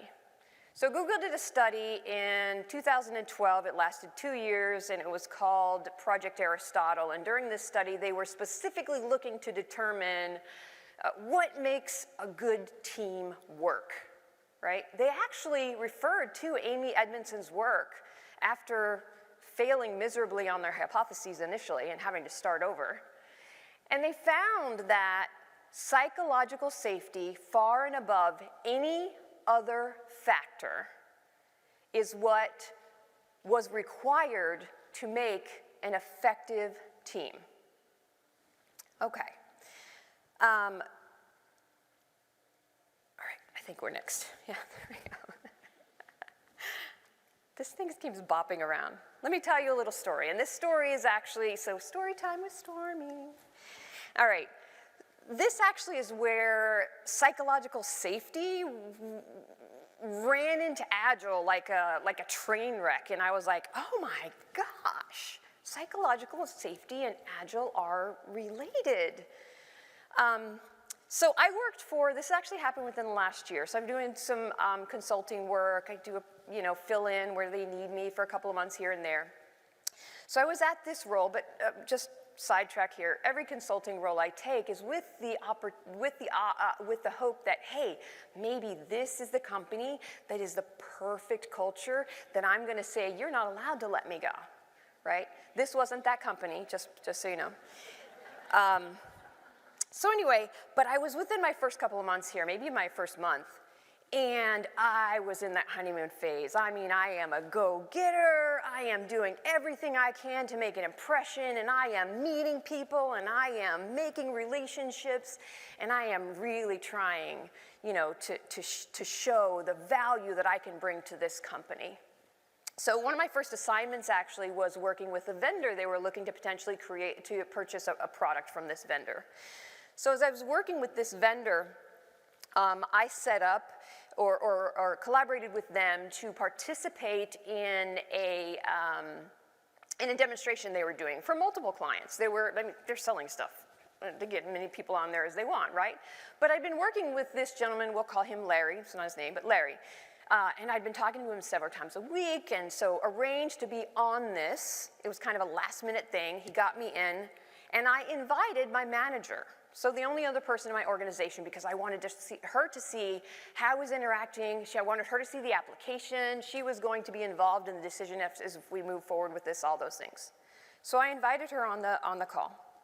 Now, Larry and I had been talking for a while. We had a first name basis. We'd enjoyed each other, chatty. So we're on this call, and soon into the call, Larry actually, who was the presenter and had everyone muted, because this is a group call, so he had everyone muted, He specifically asked me a question and unmuted me. Now I'm working at home. I have dogs, 2 of them. So right at that time, Murphy decided to show up in the form of the Amazon delivery man. And this ended up making my dogs bark like insane while I wasn't muted. Now, when a presenter unmutes you, you do fortunately have the opportunity to mute yourself. So I quickly spoke over my dogs barking at Murphy at the door and said, you know what, Larry, I'm going to answer your question momentarily. Let me just let me take care of this. I'll be right back on so as to disturb the meeting just as little as possible. I'll send you a chat when I'm ready. Okay? Done in a few seconds, good. Dogs calm down, we're great. I chat, he opens it back up, asks me the question, I answer the question, everything's fine. Later in the meeting, I may have asked a question, I don't remember, or he asked me a question, whatever, but I was interacting again, a second time. And it was at this time that my 15-year-old daughter came home from school. And so guess what? The dogs were really excited about my daughter coming home from school, and they started barking again while I was unmuted. Second time I muted myself, saying, I'll get back out in just a moment, muted myself, whatever. The meeting went great as far as I was concerned, right? My dogs barked a couple of times, I muted, no big deal, we all work from home, these things happen. However, just after the meeting ended, remember I have a manager on the phone, the only other person in my company, right? Because I wanted her to see the progress I'm making, the relations I'm developing, I'm trying so hard, right? So this is actually a screenshot of the Slack she sent me. It might be a little small to read, so I did type it out here. And names have been changed to protect people and those of the company that I actually worked for. But I'll read this to you here. We'll just call her Karen. So Karen, hi Stormy. I need to give you some feedback on the Acme call. I know we were working from home, but we were on a call with other customers and competitors. So if your pets aren't quiet and there are other, we'll just call her Karen's R Us because there weren't any other people on the call, just her. If there were other people on the call, it would be better if you would send us this question or put it in chat. It was kind of embarrassing from a company's standpoint because it was more than once. In that moment, my heart sank.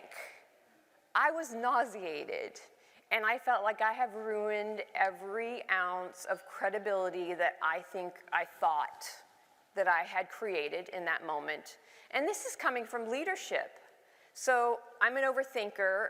Brendan, you and I have established this. I'm an overthinker. I'm going like, this coming from management, that means this is cultural. That means this is probably deep-veined. Now I'm going like, oh my gosh, this is probably not the company that I have been hoping that I'm going to say you're not allowed to let me go. The other thing I was thinking is, wow, so from this point forward, am I ever allowed to ask a question again? Can I ever unmute? Should I always just make sure to field my questions and make sure they're okay before I ask them on another call?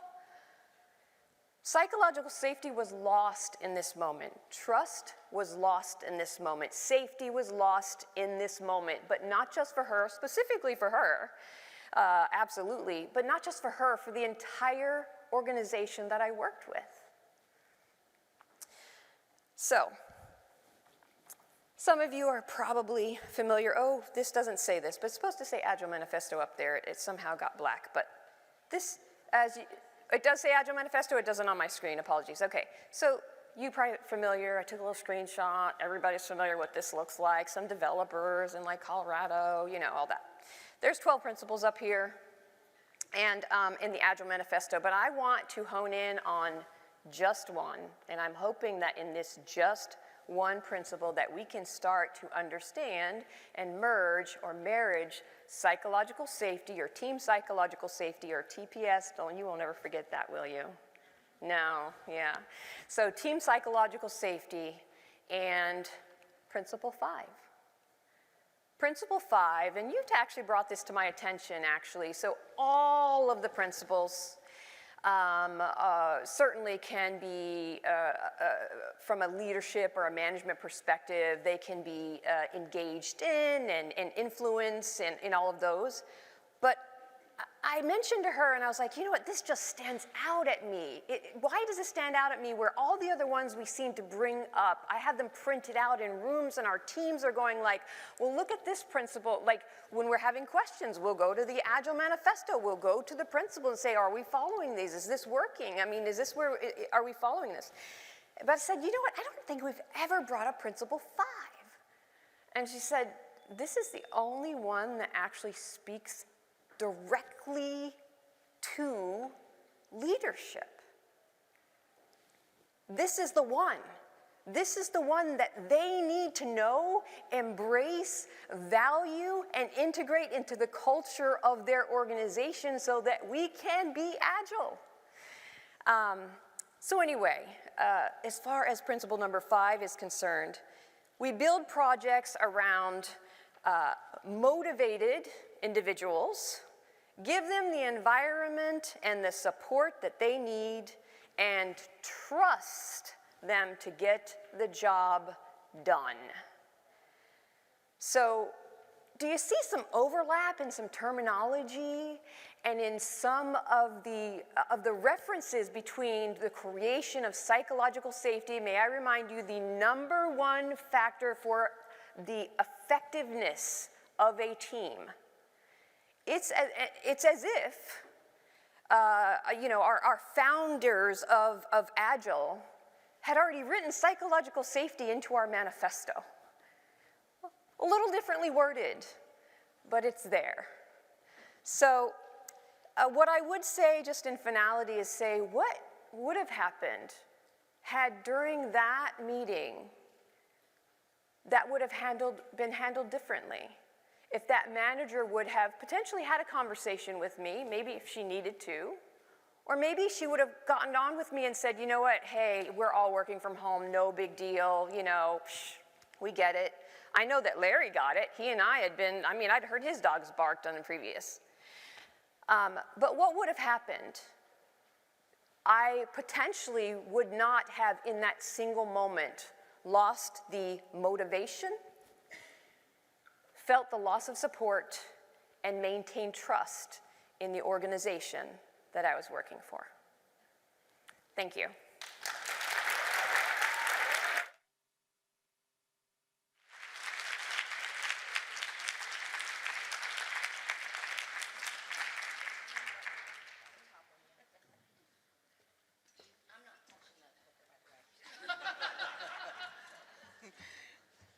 I was afraid a third green button would somehow manifest itself, so I asked ahead of time.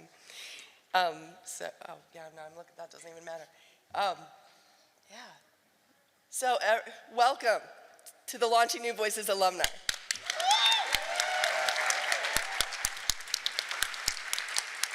This is one of the most exciting parts for me because we have a slide here with our, is it showing up? These are all of our speaker alums. And the thing that was most, yeah, give them a crack. And you're now part of that. You're now part of the, yeah, I see now what you mean. There's crazy stuff happening up here. We warned you there would be tech problems, and it's okay. The world doesn't end. It's exciting to me because so many of our alums have gone on to speak at so many other conferences, spreading their message around the world.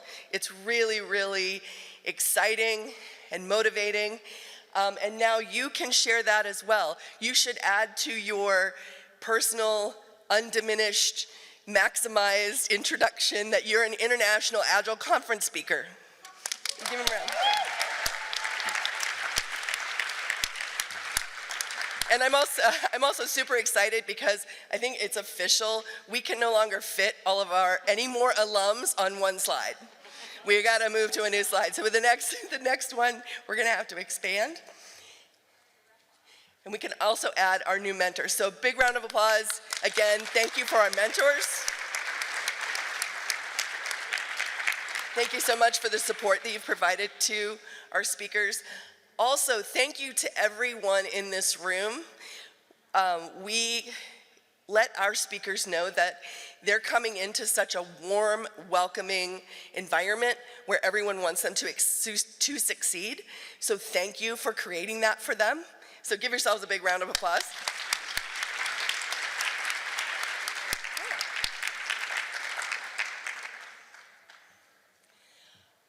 If you have any interest in becoming a protege or a mentor, please let us know. Find one of us sometime today or this week, or you can also reach out at womeninagile.org.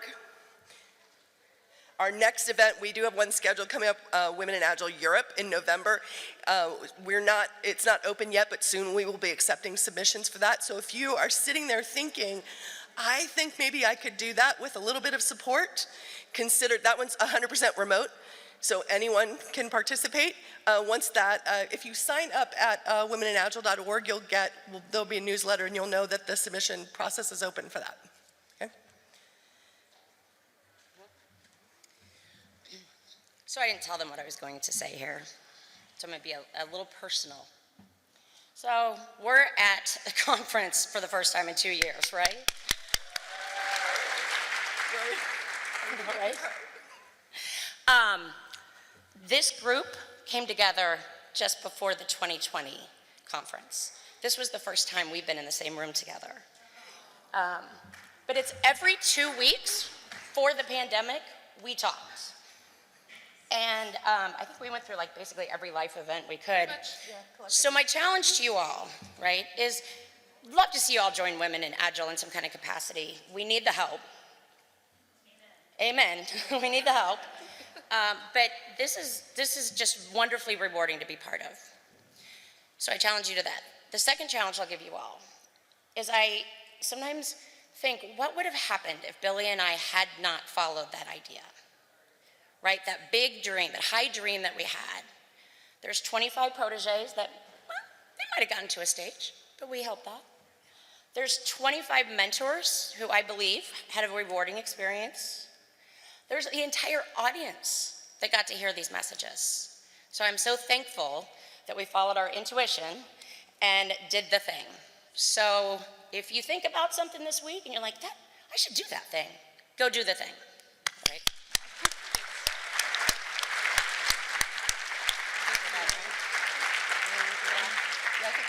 We're done.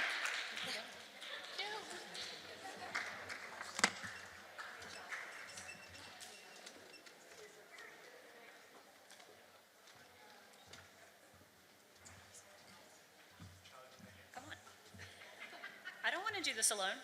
I don't either, so this is perfect. It is. What an amazing job she has done.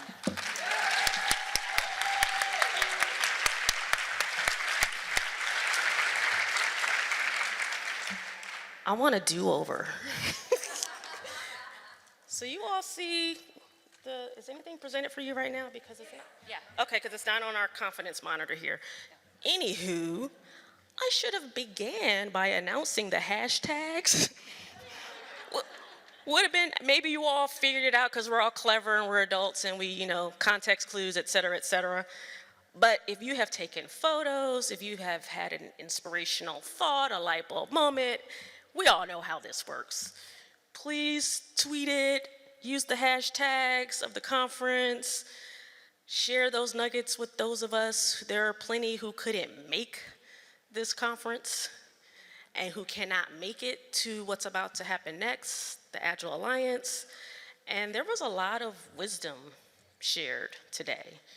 And it's great that we were all here and physically present to receive that. But let's just think about those who maybe couldn't have made it, or maybe they were on their way and they just didn't get here, things happen. Share it on social media because you never know how you're gonna reach somebody. That's honestly, full circle moment for me. That's how I ended up here 3 years ago at this conference. I happened to notice a tweet on the Sunday morning of this conference, and I left my house and went, let me go check this Women in Agile conference out. It was a very spur of the moment, impulsive decision, just based off of, I think I saw it on Twitter or LinkedIn or whoever was on social media that day was on it. You reached me. And that's why I'm here today.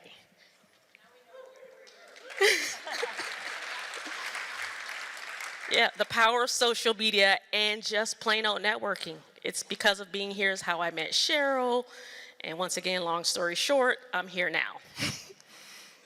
So I hope you all were able to take away something from everything that was shared, whether it's from one of the new voices, maybe it resonates with someone else in the room that you might consider yourself a new voice, and this is something you aspire to do, is to be on a stage like this. I love it when we make space for people who are new at something, because it's very intimidating to be in this line of work. It's super, super, super intimidating to be new at it. And what I loved about being at every Agile Alliance conference I've ever attended, especially when I was new, I love just meeting good, down-to-earth people who poured something into me. I didn't feel intimidated at all, ever at these conferences. So I hope anyone in the room that's new, that I hope you feel that way. That's the feeling I got that just keeps me coming back to these conferences.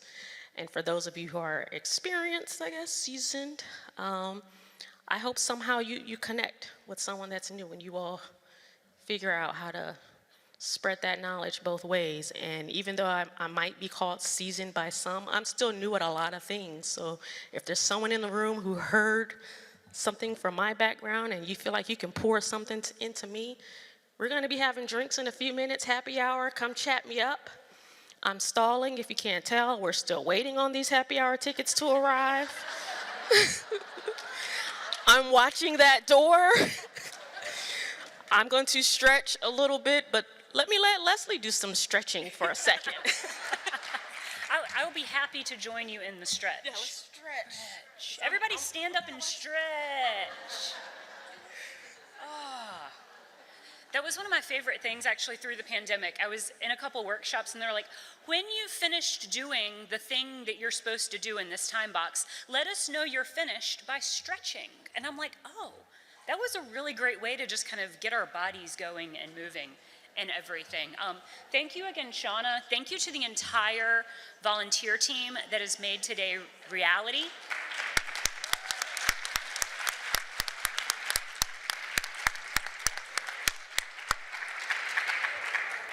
And thank you again to TD Bank, our new title sponsor. Without their support, this event would not have happened, and we wouldn't be so well poised to bring the mission to life for Women in Agile here over the next year. So thank you for joining us. And a bunch of people today have left us all with a little bit of a challenge. And so the challenge I'm gonna leave us with is the challenge of glow. It was one of the first blogs that was written on the Women in Agile site when we were still partnered with Lisa Adkins. And it's this idea that each of us are glowing in our own talent and wisdom. And when we invite someone new to stand in that light with us, a little bit of our own light becomes contagious. And when they walk away, they leave brighter than they were when they joined you, and you have their light to take on with you in the next journey. And that is everything that this organization is about. It is about building the talent and the wisdom globally of everything we have to offer. If we continue to do this work diligently and with motivation and enthusiasm, we will continue elevating the leaders that will create the environments that will usher in the future of work and allow us to capture everything that Agile has to offer. So thank you for being here today. Thank you for being part of making this world a brighter place. And do we have drink tickets yet?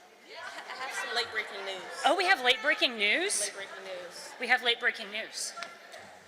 As we ramble, there are tickets being distributed in the room, so this harkens back to probably elementary school days. You're dismissed when you have your ticket type of situation is what's happening right now. So the volunteers are around the room. Your table will be visited eventually. One more time, thank you to Kiera, our keynote.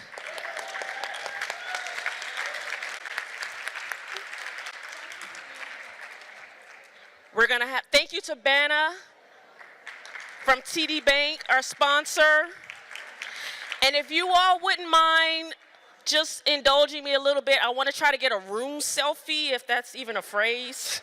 If you all just kind of remain, because a lot of you probably have to remain seated anyway, you don't have your drink tickets yet. I want to grab a selfie, but officially ending, closing, thanking everyone who's here. You made this possible. Without your presence, there would be no event. Thank you all so much. This is the end of Women in Agile, and now the beginning of Happy Hour and the Agile Alliance Conference. Welcome to Nashville. Welcome to Agile Alliance, I guess is what I should say now.